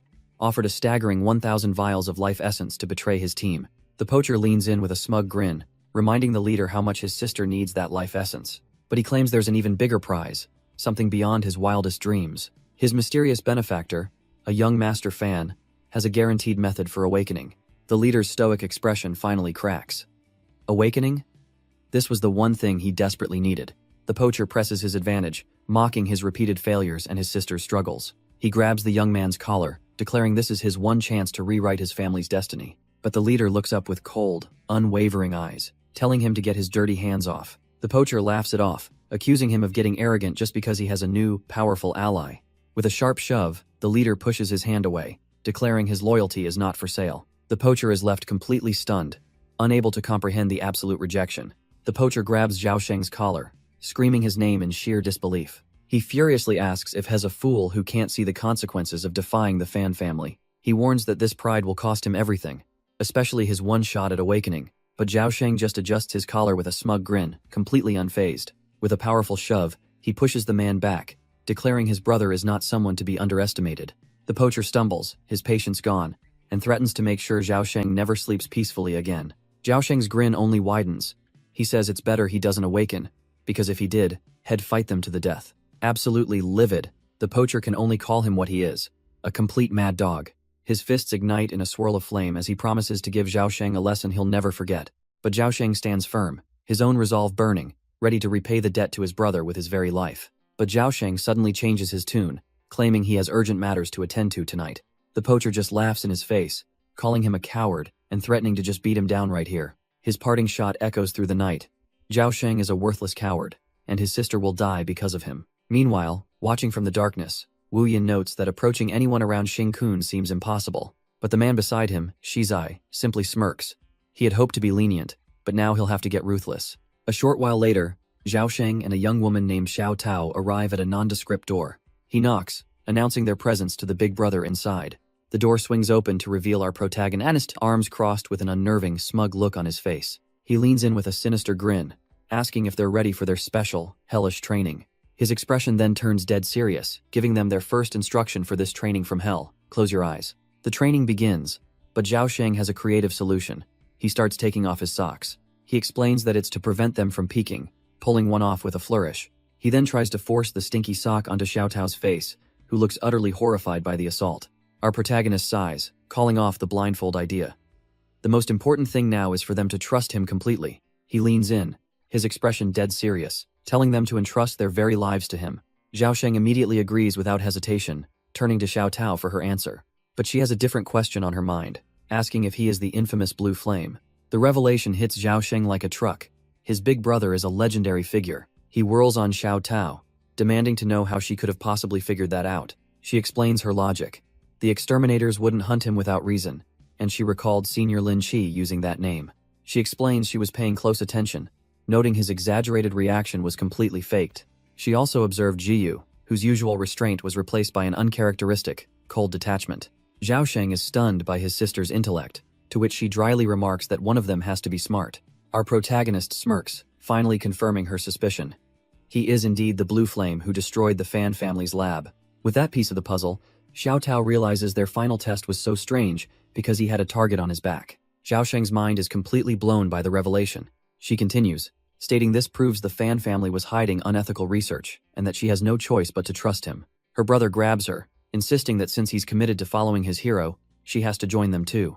With a newfound fire in his eyes, he declares they are both all in, ready for whatever special training he has planned. And so, their training begins with 2 huge bottles of a glowing blue liquid, with disembodied hands floating eerily inside. Without a second thought, Zhao Sheng chugs the entire bottle down to the last drop. Xiao Tao follows suit, her stomach feeling like it's about to burst, but their new leader just calmly tells them it'll be absorbed soon enough. He smirks, confirming that yes, this is high-grade life essence fluid, stolen straight from the Fan family's lab. The siblings are floored by the sheer extravagance. Zhao Sheng can't believe it, while Xiao Tao realizes this is what true commitment looks like. But the danger quickly dawns on them for the unawakened. Consuming this much at once is a massive risk to their lives. Xiao Tao's mind races, deducing he learned this high-risk method from the lab, and wonders what secret device has hiding from them. He simply smiles, and tells them it's time to close their eyes. With a swift movement, he knocks them both out cold, a far more effective method than asking for blind trust. Looking down at their unconscious forms, he admits to himself that his monster gene must remain a secret. The only way forward is to force their awakening through a nightmare, wishing them a good dream straight from hell. He begins the procedure, carefully extending his monstrous tendrils towards Xiao Tao's neck. He knows her transcended genes are volatile. Even the slightest stimulation could make them go berserk. But for the others, with their weaker potential, he can be far more aggressive, weaving his own monster genes directly into their souls. He knows they're now experiencing a nightmare born from the deepest fears of their subconscious. And just like that, Xiao Tao finds herself in a terrifying dreamscape, collapsed in a field of red-soaked grass. She recognizes her childhood pajamas, the blood and the small teddy bear lying just a few feet away. A cold dread washes over her as she realizes it's that same horrible nightmare again. But this time is different. The bear's seams rip open, revealing a monstrous maw lined with jagged teeth. Her once cherished toy grows into a hulking, nightmarish beast, far more revolting than she could have ever imagined. Miles away, Jiyu freezes in her tracks, sensing the immense, dark energy. Something is definitely off, something is wrong with him. Elsewhere, 2 exterminators are on patrol, with Lin Chi teasing his partner Xing Kun for having a dog's nose. From the shadows, an unknown rival watches, vowing to expose the one they call Blue Flame. But the 2 exterminators' light banter is cut short by a sudden, urgent alert. Their faces go pale as they see the message on their device. This is bad. The North District supply station has been attacked, and every available agent is being called in. On the scene, a support agent with enhanced hearing reports the chilling situation. The building is destroyed, but there are no signs of survivors or monsters. He confidently reports to HQ, boasting that his team helped take down the Earth Dragon and can handle this. After all, he smirks, nothing can escape his transcendent hearing ability. But a split second later, a strange sound slices through the night. The agent's confidence shatters into pure terror. Something is closing in on them at impossible speed. The agents rush to the scene, preparing a dragon entrapment formation, but find nothing. The hearing specialist reels back in confusion. He swears he heard them just meters away. How is this possible? Before he can process it, a violent surge of blue energy erupts from the ground, engulfing the entire team. His specialized headphones, his greatest asset, are blasted from his head and clatter uselessly to the dirt. The unseen force slams into the ground right where they stood. The rest of the team is thrown into chaos, already wounded and realizing they're fighting an invisible monster. One of the female agents desperately throws up a glowing blue barrier to defend her comrades. But the invisible attack slices through her defense like it's paper, tearing into her shoulder. Her eyes widen in pure terror. This creature's power is immense, at least a 4th-stage threat. With no other choice, she sacrifices her own blood, unleashing a final, desperate mercury dragon trap eruption. A dome of crimson energy erupts a blood prison cage born from her own life force. The team's captain screams at her to stop, but she yells back that this cage won't hold the 4th-stage monster for long. With a blood-soaked, bittersweet smile, she accepts their fate. They won't last until rescue arrives. She turns to her sisters, apologizing for the terrible sacrifice she's about to ask of them. There's only one way out of this, she explains. A chance to save the captain's life using her technique. Has always been their shield, their protector, but now, it's their turn to protect him. Her comrades don't hesitate, grabbing their struggling captain and holding him fast against his will. Their combined power surges into a vortex, a final plea for him to escape and ensure their sacrifice means something. With a gut-wrenching scream of denial, he's launched away, propelled by the force of their final act. Landing hard, he looks back in anguish, filled with regret. If only he had been stronger. But his grief is cut short by a sound in the distance, a chillingly familiar noise. It's not just one invisible monster. He realizes with dawning horror there might be 2, or even 3. With no time left and nowhere to hide, he knows he has to report this intel immediately. He frantically pulls out his phone, but a glaring error message stops him cold. The sheer elemental power in the air is jamming the signal. He has no choice but to run. As he sprints for his life, he knows he's been spotted, the monster hot on his trail. He keeps his eyes glued to the screen, desperately begging for the call to connect. But each attempt ends in failure, the same mocking error beeping over and over. Then, just as all hope seems lost, the screen flickers to life. A connection. He yells his report into the device, warning HQ of at least 3 4-star invisible monsters. With the report sent, a bloody smile creeps across the agent's face. Now he can finally go all out. He braces for the end, but suddenly, a massive wave of friendly power washes over the area. He looks up, recognizing the signature. Of course, the first to arrive would be none other than Shangguan Kui. The 4-star transcender lands, apologizing for being late and warning him about the monsters. But they're already gone. She coolly deduces they fled to avoid a real fight, having a far more important goal in mind. Elsewhere, one of those monsters thinks to himself that humanity has grown far too comfortable. He believes a little chaos is necessary to toughen them up for the real disaster that's coming. Jiyu watches from the corner of her room as he dangles 2 unconscious classmates, trying to resist his monstrous urges. He turns to her with a wicked grin, teasing that if he can't hold back, she's the first one he'll eat. Her face contorts in pure disgust as she tells the vile creature to get lost. He explains to a skeptical Jiyu that while he couldn't risk implanting monster flesh himself, it's a perfect shortcut for those without special genes. He notes that Xiao Tao's dream is a simple, typical fear response. Zhao Sheng, however, is a different story, muttering about killing someone, a sign of immense inner turmoil. In his nightmare, his eyes flare with a blue light as he screams murderously, consumed by pure rage. And just like that, both he and Xiao Tao jolt awake, gasping as they return to the real world.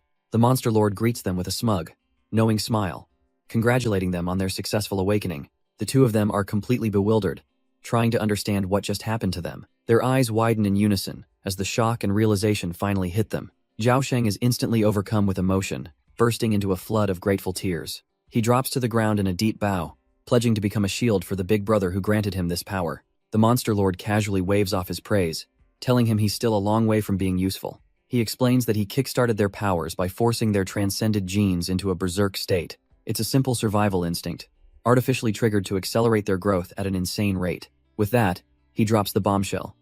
They have 1 week to reach the 3-star transcender threshold for the supernova selection, and as a final instruction, he tells them to only drink life essence fluid before shutting the door. Left alone, Zhao Sheng and Xiao Tao are completely shell-shocked, struggling to believe this is all real. But the feeling of his genes buzzing with power convinces Zhao Sheng.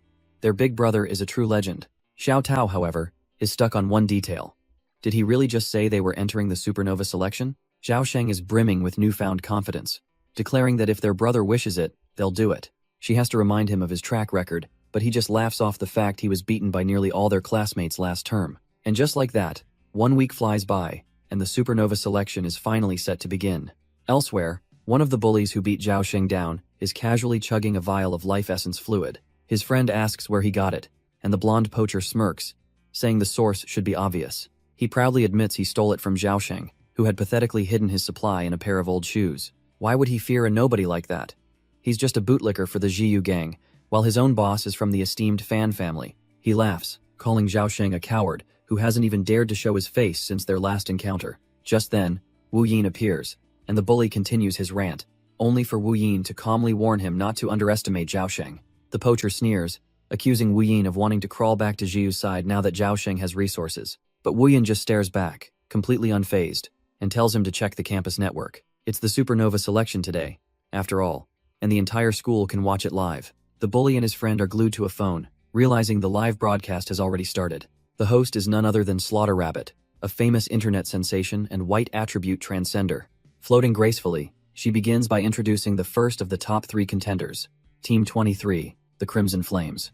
The bully immediately recognizes their leader, young Master Fan, as the host details the team's power all fire users with impressive cultivation rates. The spotlight shines on the new captain, Fan Shizai, heir to the Fan family and a bona fide teenage prodigy. A 3-star transcender with a staggering 90% transcended gene count, his future looks terrifyingly bright. Slaughter Rabbit playfully hovers above him, encouraging the audience to watch his performance closely. With the first powerhouse introduced, she smoothly transitions to the next team on the list, an all-female squad known as the Rootbreakers, whose captain is currently recognized as the school's strongest student. This captain, a senior with 85% transcended water genes, is infamous for once demolishing the entire Crimson Flames team with a single attack. And finally, the third powerhouse team, rumored to possess both the strongest sword and the strongest shield. With the introductions complete, Slaughter Rabbit officially kicks off the first round in a dense forest arena. Meanwhile, the bully and his friends are glued to the broadcast, wondering who this most arrogant team could possibly be. Woo Yin explains their reputation comes from being a team of first years with the audacity to challenge the seniors. The bully's jaw drops as he realizes it's Xing-kun's team, baffled as to how they even qualified. He can accept Jiyu as captain, but his mind short-circuits when he hears Zhao Sheng and Zhao Tao are on the roster. It's impossible. Every member has to be awakened, and Zhao Sheng, he was a nobody.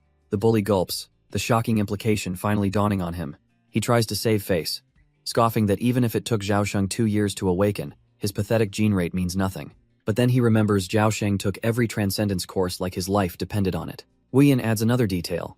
Last year's students don't just know Zhao Sheng, they respectfully call him Brother Zhao. And just like that, a crowd appears, led by a second-year captain who's thrilled to see Zhao Sheng and Zhao Tao again. Zhao Sheng and Xiao Tao are clearly not happy about this little reunion. The captain smirks, asking if they remember the fateful day he left the academy. The day he beat almost all of them single-handedly before disappearing. He explains that as soon as Zhao Sheng's team was announced, every student from their year banded together to find him. After all, an unawakened loser, suddenly appearing with such an arrogant team name.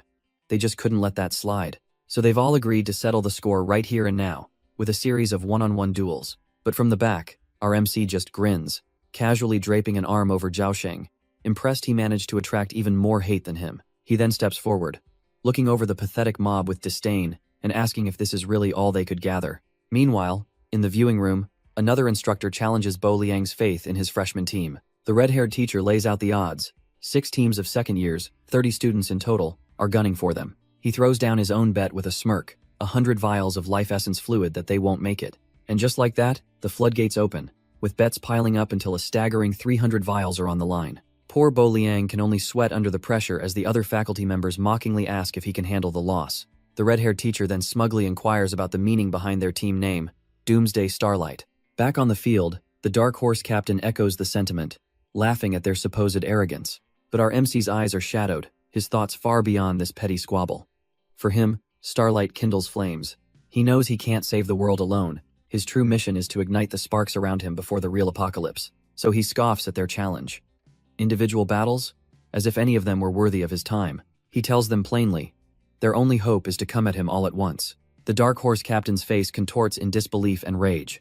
His whole team erupts, calling our hero an arrogant bastard for expecting them to gang up on him. But as they shout, Zhao Sheng steps forward, a knowing look on his face. He stomps the ground, telling them to get on with it since his big brother has already spoken. Before the captain can even process this, Zhao Sheng unleashes a brutal strike right into his gut. The blow is so powerful it nearly folds the captain in half. With a savage technique, the Iron Mountain Lean, Zhao Sheng sends his own ally flying. He stands over the fallen captain, explaining that they can use their powers now, unlike before. Meanwhile, our MC casually wipes his hands, deciding he's had a change of heart about the terms. Back in the observation room, Bo Liang tells the others it's too late to back out now. The other faculty members crowd around, demanding to know Zhao Sheng's background. Bo Liang calmly explains that Zhao Sheng only has a 39% gene rate, a complete nobody in terms of power. But while he couldn't learn transcendent skills, he became a martial arts prodigy, a genius in his own right. He was so dedicated that he became a mentor to his entire class, earning their absolute trust.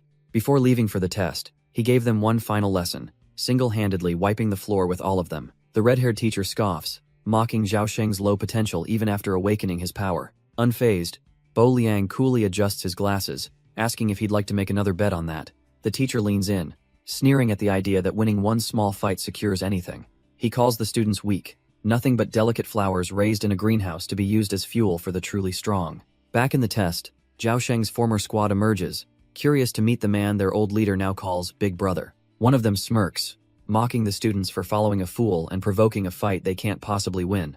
Their captain, Ma Xiaolong, scoffs at the idea of fighting mere beginners, his eyes blazing with fiery contempt. Flames erupt around him as he declares that since they insisted, he'll be happy to grant their death wish. But as the battle begins, his own teammate makes a shocking claim. After this, he's taking over as captain. Ma Xiaolong, completely lost in his own hype, roars that his superior power will easily crush these freshmen. His supposed ally, however, thinks otherwise, coldly noting that the real Big Brother is far stronger than this idiot. In a stunning act of betrayal, He turns and blasts his own captain point blank with a searing energy beam. Before he can even savor the moment, a green-haired fighter blitzes in from above, knocking him out instantly. The newcomer grins, amused at how this whole team went all out only to be so useless. Their captain is fragile as a doll. Not even pausing for breath, he unleashes another devastating blast, already calling out for his next victim. The announcements echo through the forest. Captain Xiaoran is defeated. Team Flying High is eliminated. Survivors can only stare in disbelief, realizing they never even stood a chance against that incredible speed.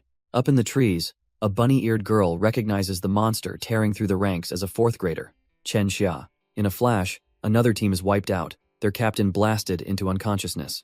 Then another, and another, as Chen Xia carves a path of destruction through the senior teams with a wild grin. Finally, his rampage brings him face to face with his last targets, and he sneers that it's the freshman's turn. He dives from the sky, gleefully announcing that he enjoys dealing with rookies the most. But on the ground, the recently betrayed Ma Xiaolong looks on, sarcastically wondering if this is the captain he's supposed to trust. The bunny-eared spectator screams into her phone that Team Doomsday Starlight is done for. But as Chen Xia's windblade closes in, our captain doesn't even flinch. The senior's confident smirk vanishes, replaced with pure disbelief as his attack just stops. He's been caught by a single hand, wreathed in a golden, transcendent light, and in that same instant, the very ground beneath Chen Xia begins to glow ominously. A massive crystalline spike erupts from the earth, shooting upwards with incredible force.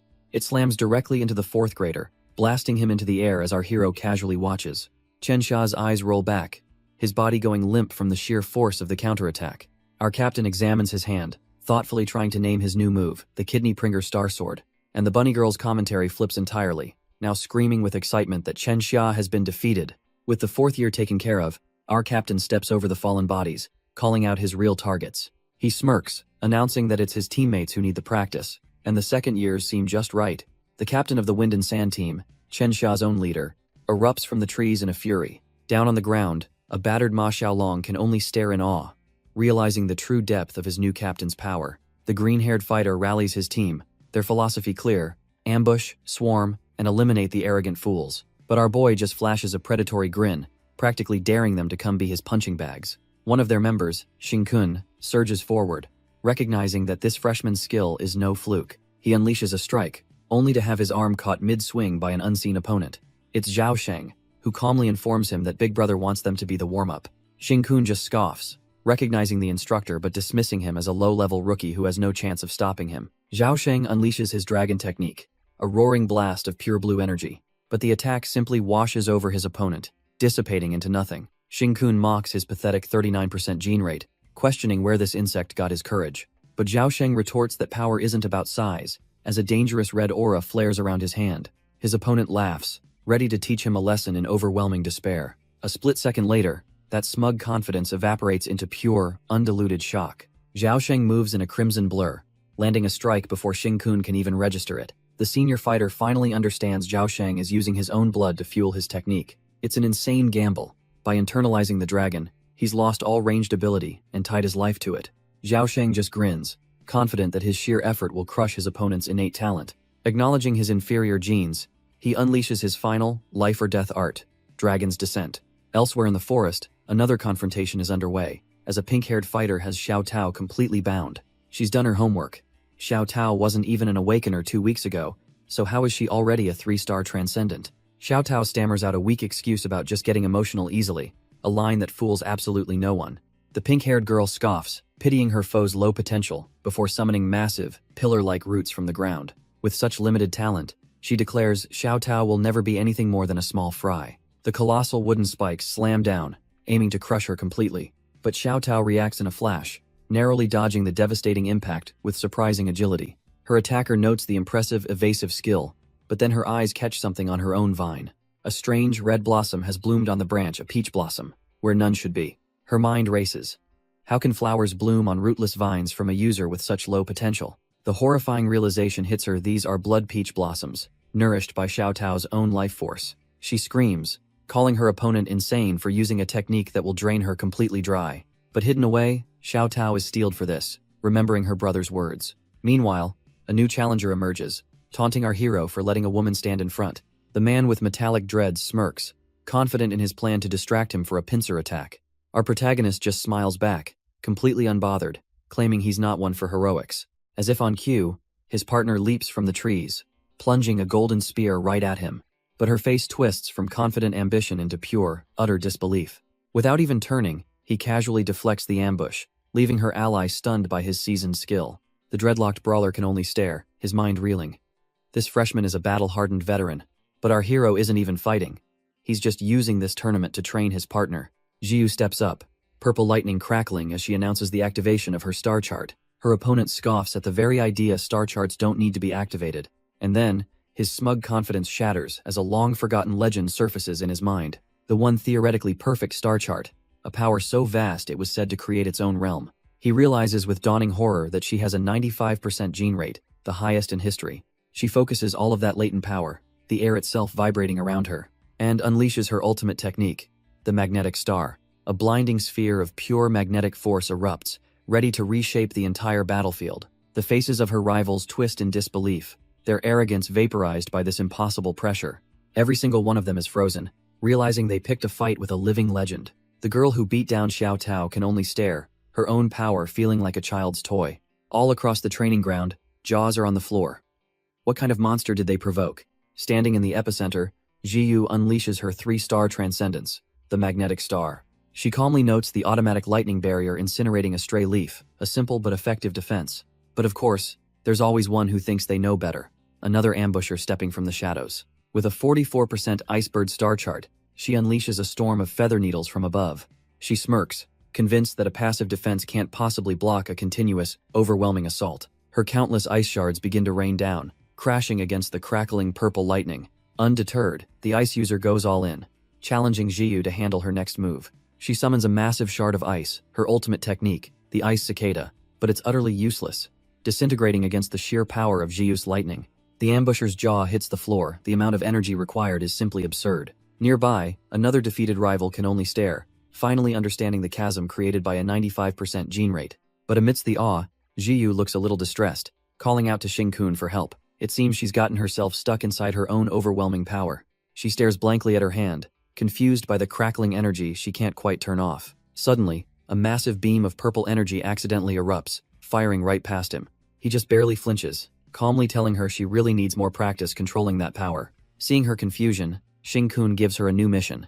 Use those 2 fighters over there to familiarize herself with her power. Jiyu, still surrounded by crackling energy, gives a simple, almost robotic okay. Their new opponents are already on guard. A woman with her hair in a bun and a man with pipe-like dreadlocks. The woman asks her captain how they should possibly break through Jiyu's insane defense. But the captain scoffs, dismissing Jiyu as a genetically aggressive junior, and telling his team to just ignore her. Their real target is the captain, and another teammate with crystalline wings immediately takes flight, heading straight for Xingkun. Xingkun, however, looks utterly bored by the attempt, calmly warning them that picking a fight with him will only speed up their elimination.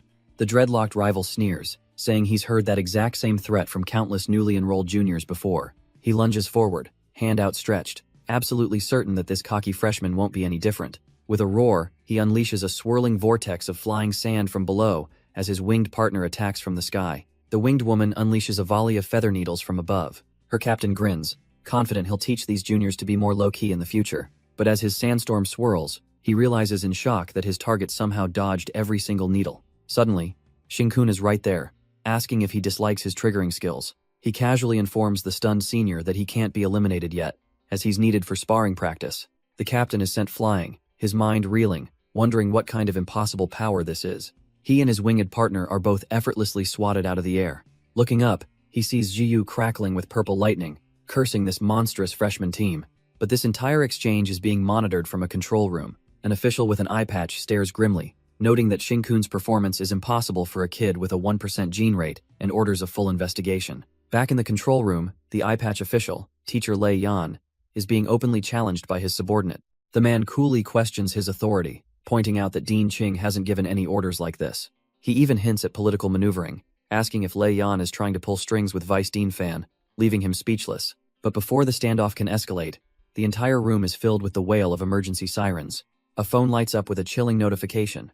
A yellow monster alert has just been activated for Qingchu City.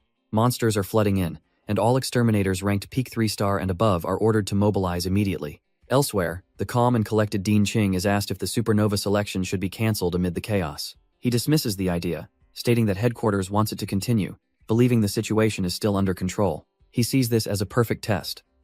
The selection is designed to weed out those who can't handle a real disaster. As a new group of participants heads toward a dark tunnel, they get the full briefing on the escalating crisis. Meanwhile, a support agent named Song Yin is frantically trying to get a lock on their targets. He warns his team that there are at least 4 invisible monsters, and they're likely summoning the lesser beasts. But as he rushes to the front line, his senses suddenly go haywire. Only one monster remains. He finds Shangguan Kui and praises her for taking down 3 so quickly, but she furiously shuts him down. They've only been fighting 1 this whole time. The other 2 vanished as soon as they arrived. Song Yin is stunned. He was sure he detected 4, which means 3 have disappeared without a trace. Shangguan Kui urges him to focus, telling him they have a shot at this one while the others are gone. She orders him to use his powers and locate the remaining 3 before they get ambushed. Without hesitation, he taps his headset, his eyes glowing with focused energy. He unleashes his Heavenly Lake star chart, sending out a wave of power to sense all elemental life. Like a drop hitting still water, his consciousness ripples outwards. His senses spread across the entire forest, listening for any trace of life. He gets an immediate lock on Shangguan Kui and her team, still locked in their desperate battle. He can also sense the waves of other monsters pouring in, along with the newly arrived support troops. But that's not what he's looking for. He pushes his power further, searching for the 3 invisible ones. He strains, focusing with everything he has, but there's only silence. His eyes snap open in disbelief. Nothing. He can't find them anywhere. How could this be? His sensory ability has never failed him like this before. A horrifying realization dawns on him. The 3 invisible monsters aren't here. They were never here. So if they weren't at the ambush site, the only question left is where could they possibly be? While the command center panics, other battles rage on, a massive water dragon tearing through the trees. Yu Xiong smirks, noting his opponent's incredible resilience but thinking his defeat is inevitable. But as he presses the attack, he feels a sudden, unnerving shift in the boy's energy. He watches in disbelief as the kid's transcended genes visibly strengthen right before his eyes. His teammates are just as stunned, realizing these are supposed to be low-level rookies. A cold dread washes over them. If this keeps up, these freshmen will soon surpass them all. Elsewhere, a blinding clash of purple lightning and swirling wind erupts in another corner of the forest. The dreadlock rival grunts in frustration. After half an hour, his opponent is fighting like she has infinite power. But Jiyu wasn't just enduring, she was learning. And now, a spark of understanding ignites in her eyes. He scoffs at his partner's concern, arrogantly asking if she's really scared of a single freshman. She's figured it out, realizing she can extend her own electromagnetic field. Instead of just defending, she focuses all her power into a single point for initial speed. With a look of cold resolve, she decides it's time to accelerate and go on the offensive. Jiyu becomes a living cannonball of purple lightning, blasting through the forest canopy. The dreadlock rival's arrogant smirk vanishes, replaced with disbelief at the incoming attack. She hurtles towards him, ready to release a massive blast of stored electricity. But right at the critical moment, her power fizzles out, leaving her confused and vulnerable. She lands awkwardly, realizing she's out of juice for external attacks. A sinister grin spreads across the rival's face. If she's out of power, then it's their turn to play. But just as he moves in for the kill, a calm voice declares that time's up, and Zhao Sheng appears from nowhere, gripping his neck. The dreadlock rival is completely stunned. This quiet nobody he'd written off just ambushed him effortlessly. Tossing the man aside, Zhao Sheng turns to Jiyu, coolly remarking that while her charge was impressive, she still couldn't have won. The upset is broadcast across the arena by a bunny-eared announcer, declaring Team Doomsday the Dark Horse victors. Back in the viewing room, the other participants are floored, and the bullies who mocked Zhao Sheng are now eating their words. One of them nervously backpedals, asking a friend to apologize to Zhao Sheng for accidentally breaking his life essence fluid. As the first phase ends, we get a glimpse of other powerful fighters like Ma Xiaolong, a reminder of the monsters still in the running. With the initial culling complete, the announcer declares the start of the second phase where only one team can be victorious. This time, it's not about strength. A reward is hidden in the arena, and the first team to find it wins it all. The bunny-eared announcer adds a little twist. Clues can also be won by defeating their on-site exterminators. Our hero reminds Jiyu of the grand prize, but she's running on empty, her electricity completely depleted. It would take at least 2 hours to recharge, she explains, just as the grateful participants they saved limp over. With a confident smirk, he tells her not to worry.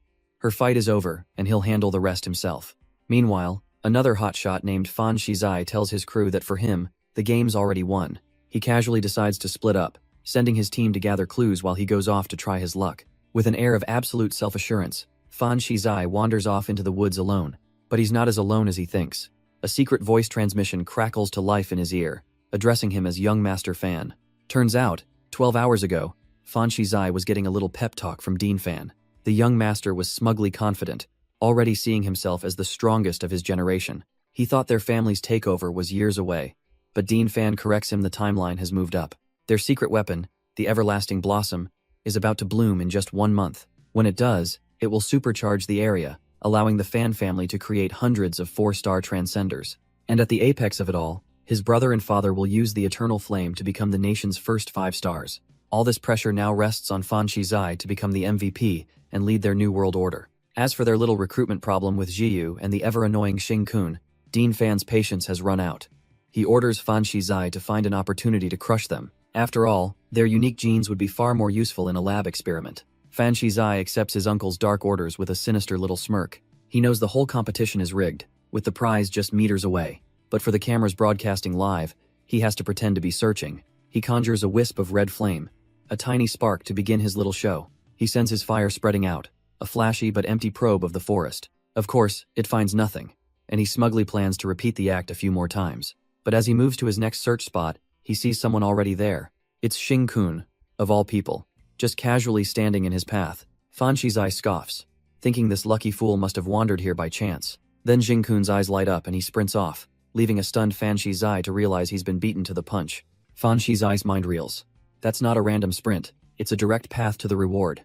How could he possibly know the exact location? The confusion quickly curdles into pure rage. He scoffs, trying to convince himself that this nobody just got lucky again, disrupting his perfect plans. But a wicked grin spreads across his face. Luck can't change the fate of the lowly. Unseen by the participants, Dean Fan reveals his trump card, a hidden 4-star mental transcender guarding the prize. In his mind, Fan Shizai is the only one worthy.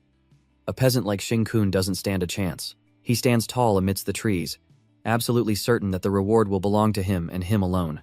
But another player is moving through the forest, one who can smell the tantalizing energy of every transcender. Monster Lord practically drools at the thought, but reminds himself he can't just eat them.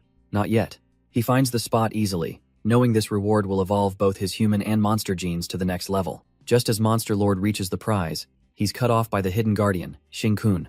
The guardian's eyes glow, instantly identifying his opponent's signature powers, blue flame and metal. He unleashes a volley of golden spikes, but Monster Lord just plays dumb, shouting that they've got the wrong guy. Watching from a distance, Fan Shizai is utterly confused. Who is this nobody?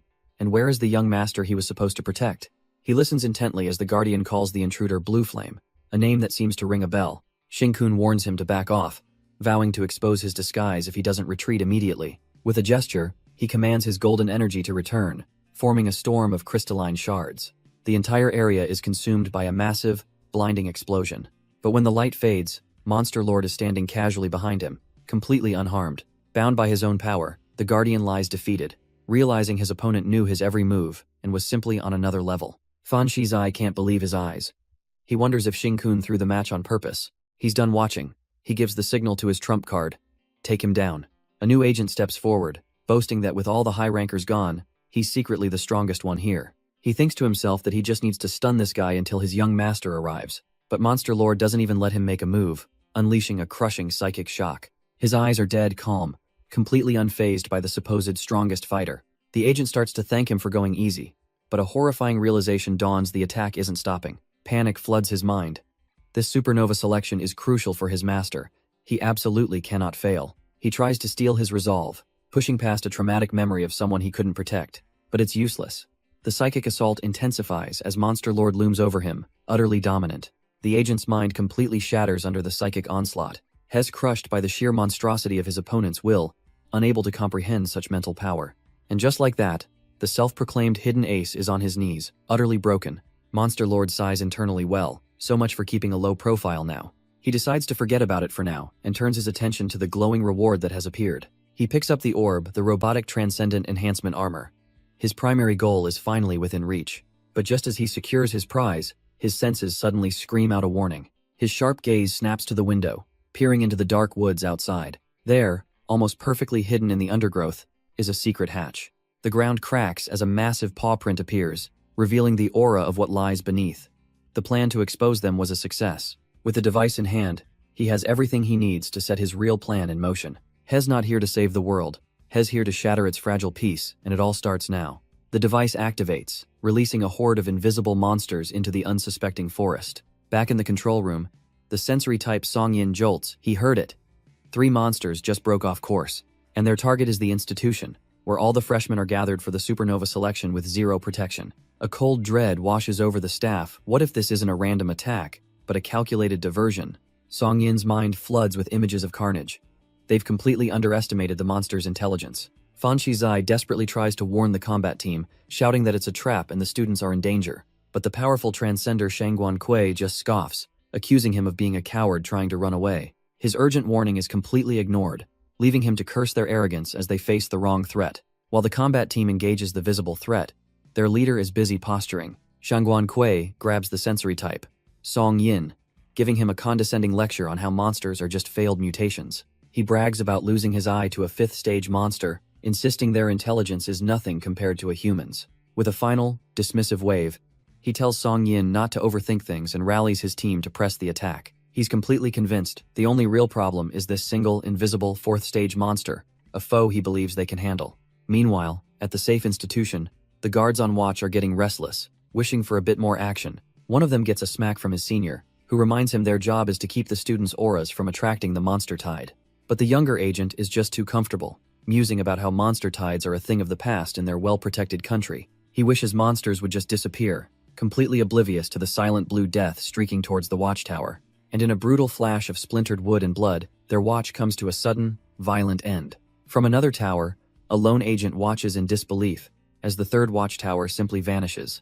Panic erupts as the agents scramble, reporting an unknown invasion from the south with no enemy in sight. A pillar of azure flame confirms their worst fears as the order roars out for all units to converge on the south. Meanwhile, a system-wide announcement declares the supernova selection's first reward has been claimed with shocking speed. The winner, a girl named Xing Kun, hears the emergency broadcast interrupt her victory as that same blue flame streaks across the sky. Her mind races. Intruders, blue flames, an invisible enemy?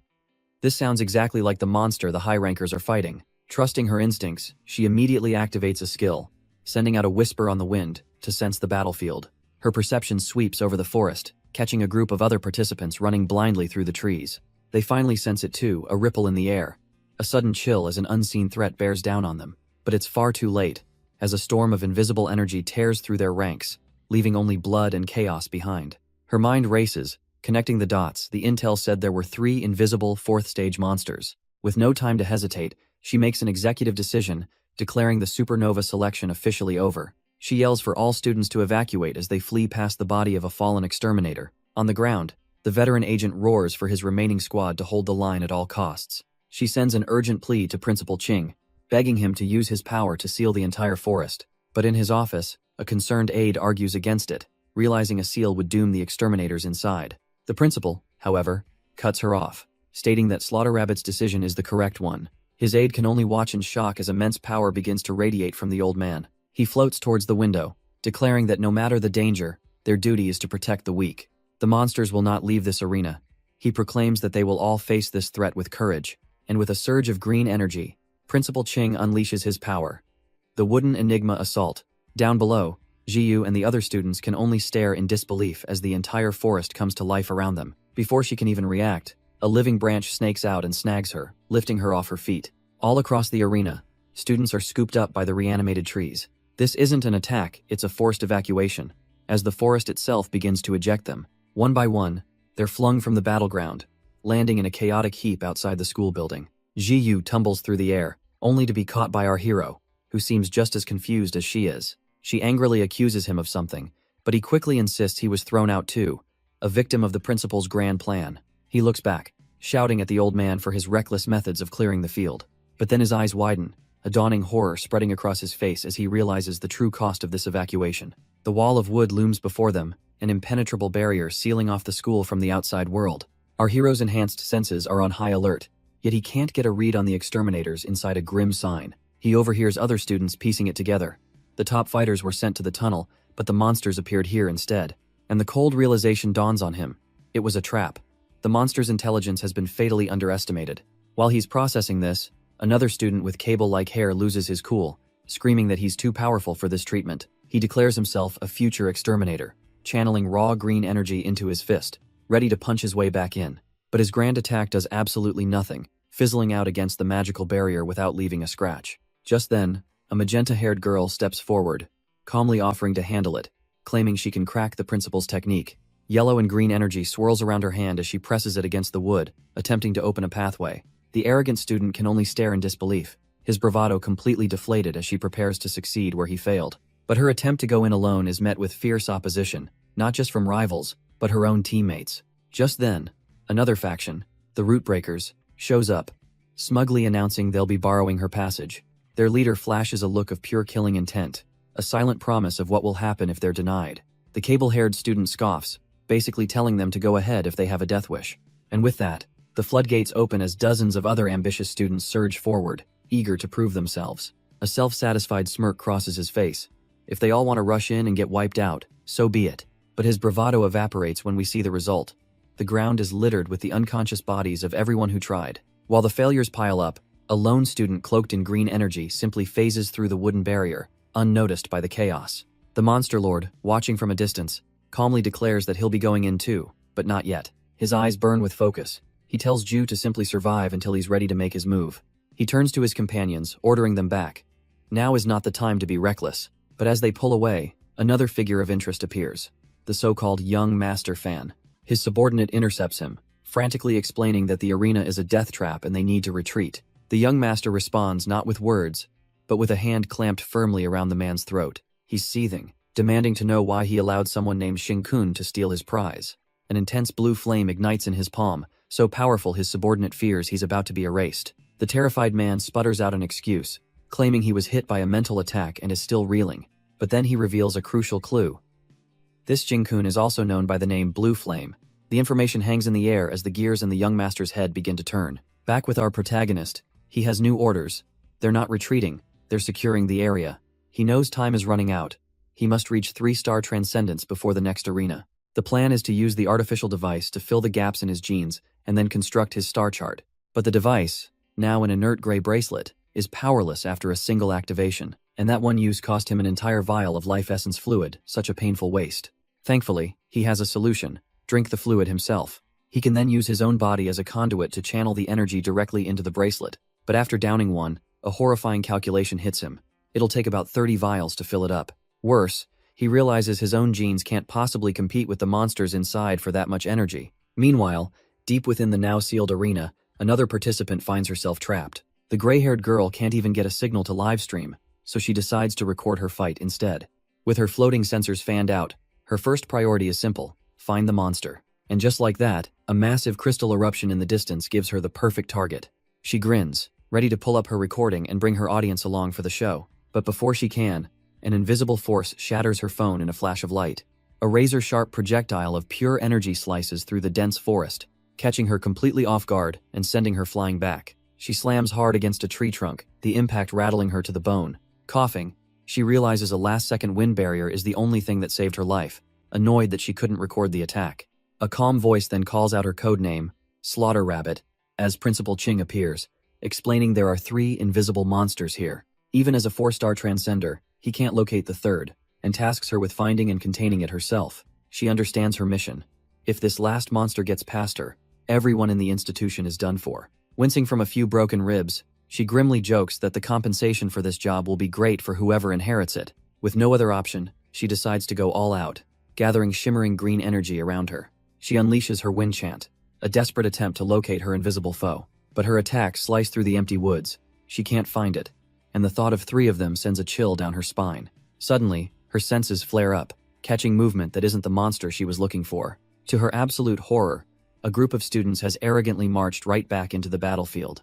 She screams at them to get out of here, furious that these brats are throwing their lives away. But as her attention is on them, a shimmering force slams into her from behind the monster was waiting for an opening. Panic sets in. Even at full strength, she knows she wouldn't be able to save all of these idiots at once. Wounded but resolute, she takes command, telling the overconfident fools to create a windstorm to disrupt the monster's senses. The students eagerly comply, the cable-haired leader unleashing a gale, while another summons massive golden shields. He smirks, completely assured of their victory, boasting that they came fully prepared and on high alert.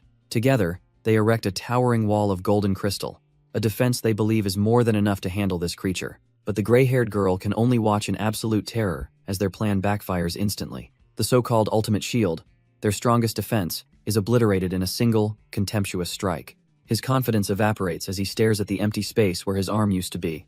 A brutal wake-up call. Finally grasping the reality of their situation, he grabs the girl, screaming that he'll cover their retreat. He shoves her towards safety with a pained grin, insisting he can still fight with his remaining hand. As they flee, another student grimly clutches a fallen comrade's bloody hat, the horrifying truth dawning on them all. This is a monster that even the strongest can't survive. One of the students declares it's time for a final gamble, suggesting they throw their strongest fighters into the fray. Another agrees with grim determination. It's their duty to fight, even if it means none of them make it out alive. The others turn to their injured senior, asking her to give the order for one last, desperate stand. She looks at her brave, foolish friends with a sad smile, acknowledging that they might all die here today. With a sharp command, she rallies them for a new strategy. They have to force the invisible beast to reveal itself. A volley of attacks slams into the trees, and a massive spray of blood confirms they've finally drawn first blood. But a panicked shout echoes from the blood-stained entrance of a nearby tunnel. A student screams at someone named Shangguan Kui, questioning if she's lost her mind for rushing in alone. But it's too late. The blue-haired fighter is already deep inside, charging an enemy she can't even see. Her face is a mask of pure resolve, ready to face the invisible horror head-on. But her reckless charge comes at a price, as the invisible beast lands a brutal blow. Blood erupts from her arm, and her comrades can only scream for her to fall back. Just then, reinforcements arrive, led by a scarred veteran who scoffs at her recklessness. Peering into the tunnel, they realize they're trapped. They can't risk splitting up, but the students are their future. And her sacrifice pays off. The beast is finally revealed. A hulking red monstrosity now visible to all. Her female colleague is relieved, believing that now they can simply deduce its weaknesses.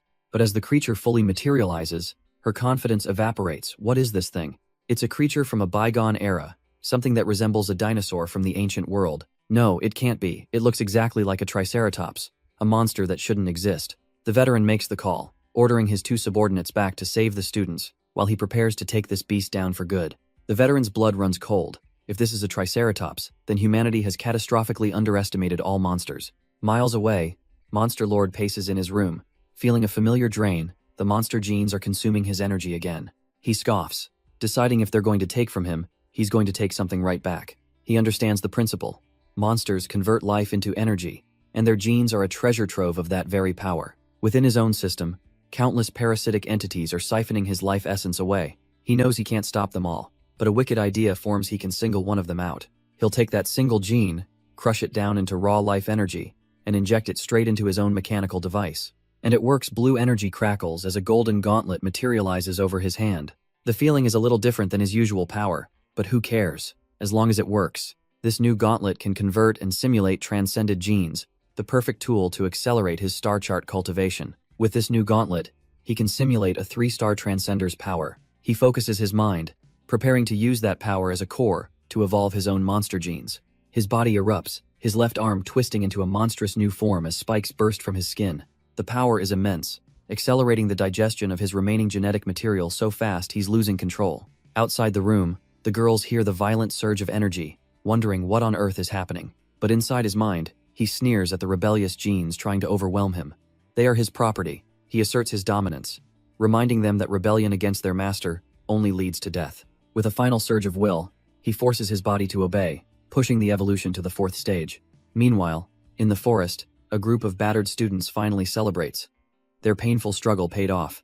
The gray-haired girl points. Their combined assault has successfully bound the invisible monster. A muscular swordsman gathers his strength, golden light flaring around him. His gray-haired partner focuses her own energy, knowing they have only one shot at this. He activates his divine sword star chart, deciding to ignore his body's limits entirely. This had to be it, the single most powerful slash he would ever perform in his life. His body immediately begins to break under the strain, muscles tearing as blood erupts from his skin. With a final roar, he unleashes the massive energy wave, which crashes into something unseen. As his attack lands, the girl reveals her own ace, the myriad sword star chart. Blood streams from her eyes as she channels her ultimate technique. A rain of 1,000 ethereal swords, both crimson and blue, descends from the sky. They were just students, but they were willing to risk it all to finally make this monster visible. Their last gamble, even if they all died, it would be worth it to expose the monster's location. But her conviction shatters as her eyes widen in pure disbelief. Their ultimate, life-sacrificing techniques did absolutely nothing. The forest is untouched. A heavy footstep thunders through the trees, contemptuously ignoring their efforts. She looks down in horror at her fallen comrades. They couldn't even slow the creature down, and suffocating pressure crashes down on them, a power so immense that escape feels impossible. What even is this thing? How could a monster of this magnitude go completely unnoticed? She's suddenly lifted into the air, realizing just how arrogant they had been to think they stood a chance. But then, a new sensation, a spark of life-generating wind. It's too late for her, but maybe. She makes a final, desperate choice, to self-destruct, and buy the others a shred of hope. She channels her remaining life force into a final, desperate technique to blow her friends to safety. Her eye glows with emerald light. Even if just one person survives, she'll accept her fate. But just as she's about to detonate, she feels an impossible force pulling her back from the abyss. Her sacrifice is unceremoniously cancelled as she's yanked backwards by her own braid. A mysterious man in a mask holds her, calmly telling her it's not her time to die yet. She screams at him for interfering as the monster launches its attack. A storm of deadly energy spikes. He remains completely still, and she realizes in horror that he's just doomed them all. They miss their chance. Everyone is about to be torn to pieces. A tidal wave of blue crystalline energy erupts from the ground, rushing to obliterate them. And with a single, outstretched hand, he effortlessly blocks the entire, seemingly unbeatable assault. The entire squad is left speechless, barely able to comprehend what just happened. But their mysterious savior is just as surprised, analyzing the strange energy he just absorbed from the monster. The students stare in awe and confusion, desperately trying to place the identity of this man. And then, he gives them a clue, erupting in a torrent of brilliant blue flames. The braided hair girl's eyes go wide with dawning horror. She knows that power belongs to the infamous blue flame. He turns to her, his eye glowing with an eerie light, acknowledging her recognition of him as a wanted mass murderer. She freezes, realizing their savior is one of the most dangerous criminals in the country. He effortlessly lifts her against a tree, warning her to get her friends away before he decides to eat them too. But his true focus is on the real threat, telling the unseen monster not to get in his way. Behind him, a terrifying beast of pure malice and energy finally reveals its monstrous form. The remaining students can only stare, trying to make sense of the monstrosity before them. But our guy knows exactly what it is, feeling the immense power it had been concealing until now. And he tells them all to get lost. He lays it out cold and simple. They've done all they can, and staying any longer would just be a pointless death. The braided hair girl finally agrees, deciding to evacuate the others, though her mind is still reeling from their savior being the infamous criminal, Blue Flame. But the gray-haired swordswoman doesn't care about his identity. All that matters is that he saved them and is now facing this beast alone. The scene shifts, and we find Ji-yu standing guard outside a room when her brother asks about Shin-kun. She cuts him off with a sharp look, ordering him not to ask questions. Shin-kun is resting, and absolutely cannot be disturbed. But her warning is too late, as the sound of footsteps echoes up the stairs, heralding an unwelcome visit. Two men from the school arrive, and the one in front asks why she's outside her own dorm before saying he's looking for Shin-kun. He then leans in with a smug grin, revealing that someone saw Shin-kun follow her back to her room, and asks her to bring him out. Ji-yu stands firm, telling them Shin-kun is resting, but the man in the white suit just smirks, wondering how he could possibly be sleeping. He explains that the Academy has some objections to how this supernova received his reward and needs to ask him some questions personally. The threat is laid bare. Cooperate, or the Academy will cancel his qualification and seize the prize, the artificial extraordinary device. His partner steps forward, his eyes locking onto her, asking if Shin-kun is the one with the answers. She holds her ground, telling them to wait until he wakes, but has not taking no for an answer, patronizingly reminding her that cooperation with the school is a student's obligation. He flashes a predatory grin, assuring her they just need him to show up for a few questions, acting as if it's no big deal. He even tries to frame it as a favor, suggesting if Shin-kun is injured, reporting it now would get him immediate treatment. But her friend behind her has heard enough, voicing everyone's suspicion they claim to represent the Academy, but no one has ever seen them before. Ji-yu's patience snaps. She puts up a hand, her voice dropping to a low growl, warning that anyone who disturbs Shin-kun will be disabled. Just then, panicked shouts from below cut through the tension. Someone escaped the dean's deadly assault, but everyone else who went in was annihilated. The students below cry out in shock. The blue flame on the field means that wanted criminal is here. That name catches the attention of the man in the white suit, his expression hardening. He turns back to Ji-yu, his voice laced with venom, chiding her for obstructing them while the dean fights for their lives. His eyes narrow with suspicion, finding it incredibly strange that she's being so fiercely protective. Unfazed, Zhu asks if he even cares, purple lightning beginning to crackle around her hand. He scoffs, done with the pleasantries. He'll just go in himself, a flicker of red flame igniting on his fingertip. With a sinister laugh, he warns her not to blame him if she gets hurt, as their powers flare up across the hallway. Meanwhile, elsewhere, the braided hair student thinks back on everything she knows about the blue flame. He's the thief, the killer, but also the rogue who pulled her braid. None of it makes any sense. But one thing is certain. He saved her and her students, and she has no intention of just abandoning him. She declares her support, knowing she can at least deflect the monster's flames to give him a chance. Tapping into her Wind Dragon star chart, she unleashes a powerful technique, Wind Howl. A concentrated blast of wind energy slams into the monster's fiery breath, creating the opening he needs. And in that instant, he's already there, dodging the attack and ripping into the monster's face with his bare hand. She can only watch, stunned by the sheer power of this 4-star transcender, who wields the same blue flames as his enemies. He's tearing them apart in close combat, a feat that goes far beyond simple physical strength. He turns to her, his voice dripping with annoyance, threatening to use her as bait if she's going to be a liability. Just then, a new, far more powerful monster manifests, throwing them both back as she insists she's here to help. Furious at his dismissal, she snaps that he's still a crude rascal and shouldn't underestimate her. She can make him fly. He glances back in confusion as a gale swirls around him, a technique she calls wind travels. With a surge of green energy, she lifts him high into the sky, soaring above the tree line. She proudly declares that up here, they have the advantage, since the monster can't fly, but he just glances back, coldly remarking that while her wind power is impressive, he doesn't remember her. She must have died early. Furious, she can't believe he's cursing her, but he's already onto the plan. Throw him into the monster's mouth. As a massive tentacle whips through the air, she calls him a wanted madman. He simply kicks off her windstream, using her as a springboard to dive straight towards the beast. He plummets headfirst towards the monster's gaping, energy-filled maw. She manages to redirect the wind just enough, and he gives a silent nod of approval for her control. Without a trace of fear, he plunges directly down its throat. A moment later, a brilliant beam erupts from within as he notes his evolution is proceeding perfectly. Deep within the monster, he feels his power stabilizing strong enough now to pierce a 4th-rank beast's flesh. The wind user can only stare, as a gaping hole is carved through the creature's head, baffled by his bizarre fighting style. But the attack didn't kill it. It only made the creature impossibly furious. Its eyes blaze with a terrifying primal hatred. With an earth-shaking roar, the monster begins to thrash in a chaotic, destructive frenzy. She throws up a barrier of wind, barely defending against the rampaging limbs. A horrifying thought crosses her mind. This isn't a counterattack. It's a death rage. The entire forest is torn asunder by the sheer force of the berserk creature. Blue energy erupts from its wounds as it continues its blind rampage. Other students nearby are crushed by the immense pressure, realizing in terror that this is a true 4th-rank monster. But it's not just one monster. An immense, invisible pressure descends from 3 directions at once. The student cries out as the crushing weight brings her to her knees. Hidden in the trees, our boy isn't fazed. He senses something more, the distinct aura of a king. He can feel the royal power lurking within these shadowy beasts.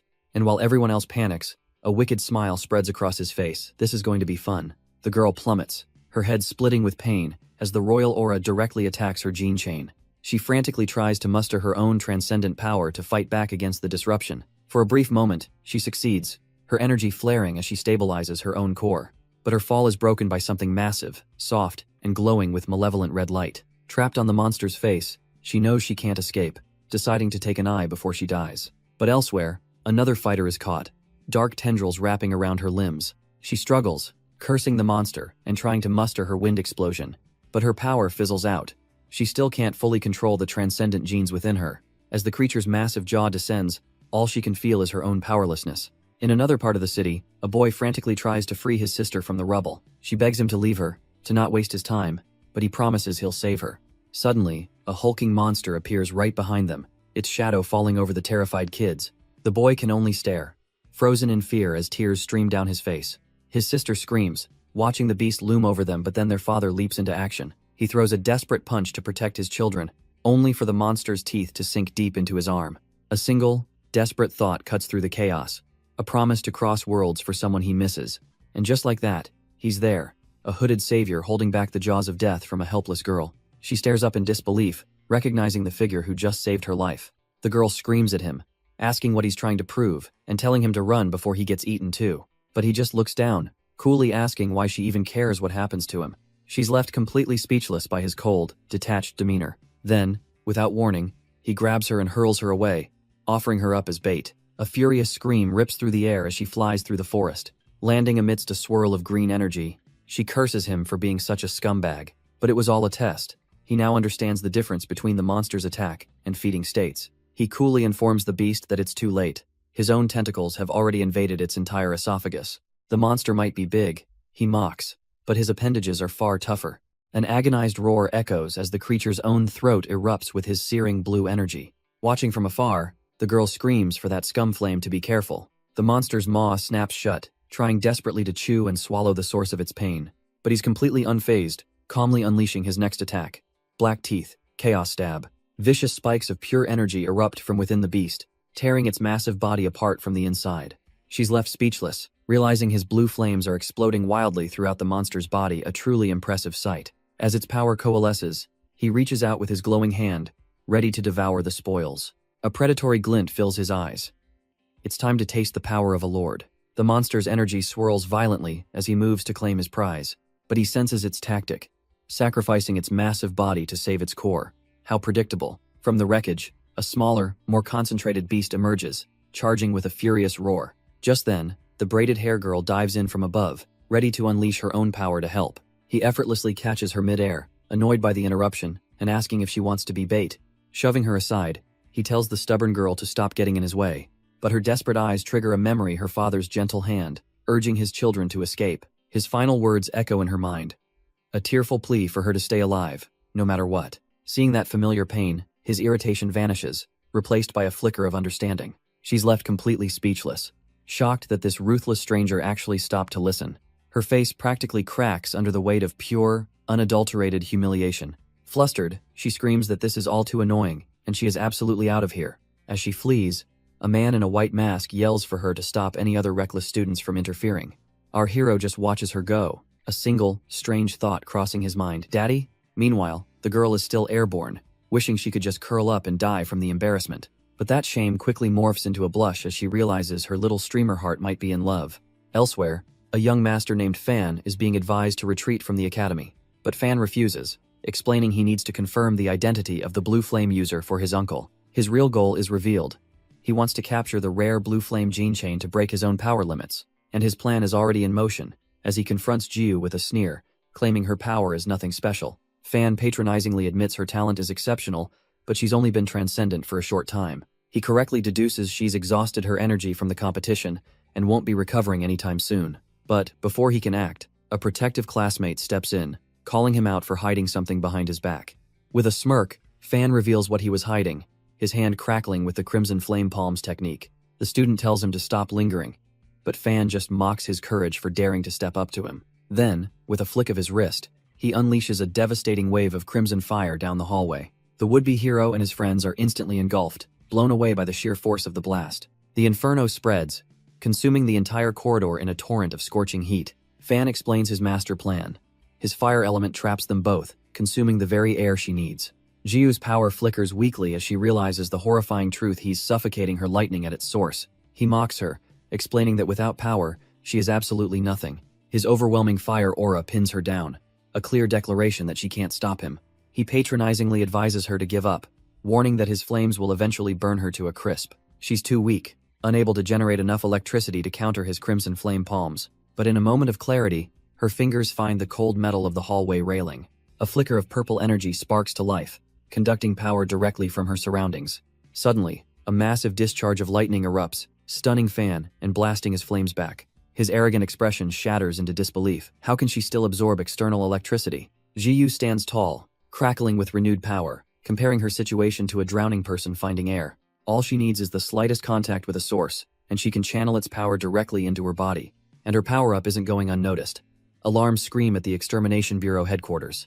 Elsewhere, the heads of the Fan family discuss their ultimate goal, a qualitative transformation through transcended genes. But Jiu isn't concerned with their philosophy. She unleashes the full might of her magnetic star. He just smirks, seeing her as a mere defective product in the face of his family's superiority. To a true transcendent like him, she's just another flawed specimen to be purged. A tidal wave of crimson flame erupts from his hands, intent on melting her away. The hallway explodes as raw lightning and infernal fire clash violently. She stands her ground, her purple energy forming a desperate shield against his overwhelming power.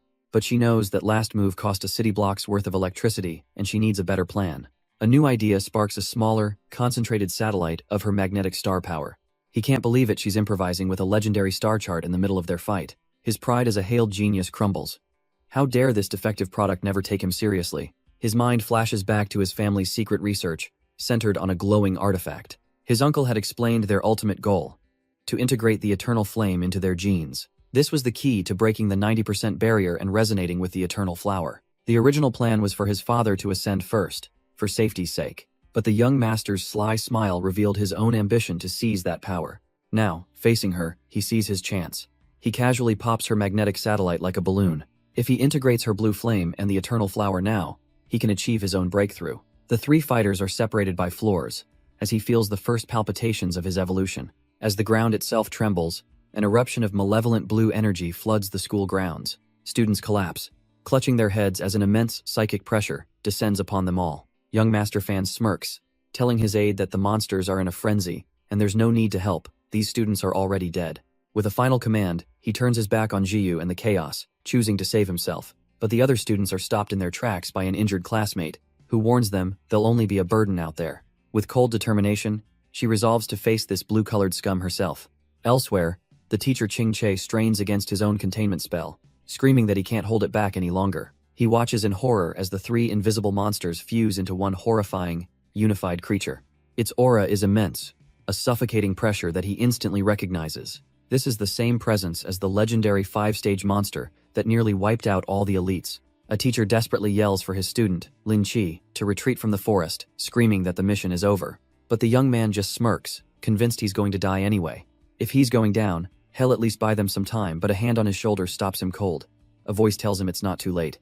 Before he can even register the words, a flash of cyan light erupts, and his world goes dark. The teacher stares in absolute horror as his student is impaled against a tree, wondering who that was and why a wanted criminal just tried to save them. Our masked protagonist pays him no mind, his eyes locked on the darkness. So that's what they were up to, a fusion evolution. A cold realization washes over him. These things are evolving into a 5th-stage monster, and they're doing it by consuming the very power he granted them. The beast reveals its colossal form. One of the other agents quickly erects an earthly prison, trapping the monster in a cage of rock and fire. But the prison shatters like glass. The teachers can only watch, horrified, as their best efforts are brushed aside like nothing. With the situation spiraling, the teachers swallow their pride, offering to forget his wanted status if he'll just help them. Our hero just gives them a look. Oh, so now you want to be friends? He can't help but find their desperation amusing. Suddenly, the monster's brutal assault is stopped dead in its tracks by a wall of writhing, glowing vines. And there he is, Headmaster Ching, descending from the sky, his wood-based art springing to life. With a roar of growth, the vines explode outwards, completely engulfing and trapping the colossal beast. But even the headmaster is straining. His technique won't last long, and he yells for backup to strike now. Just then, a voice calls out, telling him to wait for the perfect moment as a new fighter leaps into the fray. Her eyes blaze with power as she prepares her ultimate technique, the water dragon. With a single, devastating slash, she brings a torrent of pure energy crashing down on the trapped monster. It works. The beast recoils, wounded for the first time, and the teachers finally see a flicker of hope. Headmaster Ching is ecstatic, realizing that with Shangguan Ku and the mysterious blue flame user, they finally have a shot. He quickly forms a strategy. The two of them will lead the charge, while the rest of the teachers provide support. The other teachers roar in agreement, ready to lay down their lives to protect their comrades. Just as their plan is set, the colossal beast lunges forward, its rows of jagged teeth ready to devour them all. But before anyone can move, our hero grabs Shangguan Ku's arm. Annoyed they decided to include him without even asking. He casually shoves her aside, telling her to stay back, she can't handle the transcendent power of a true lord. The other teachers can only watch in shock as he completely hijacks their meticulously crafted plan. With his hand glowing with that signature blue energy, he warns everyone not to stand in his way. He leaps directly into the monster's path, deciding it's finally time to show off what he can really do. To stop the apocalypse, his strength alone won't be enough. He needs to show them true power. He declares it's time to unleash the true power of a 4th-stage monster. The teachers are blasted back by a terrifying aura they can barely comprehend.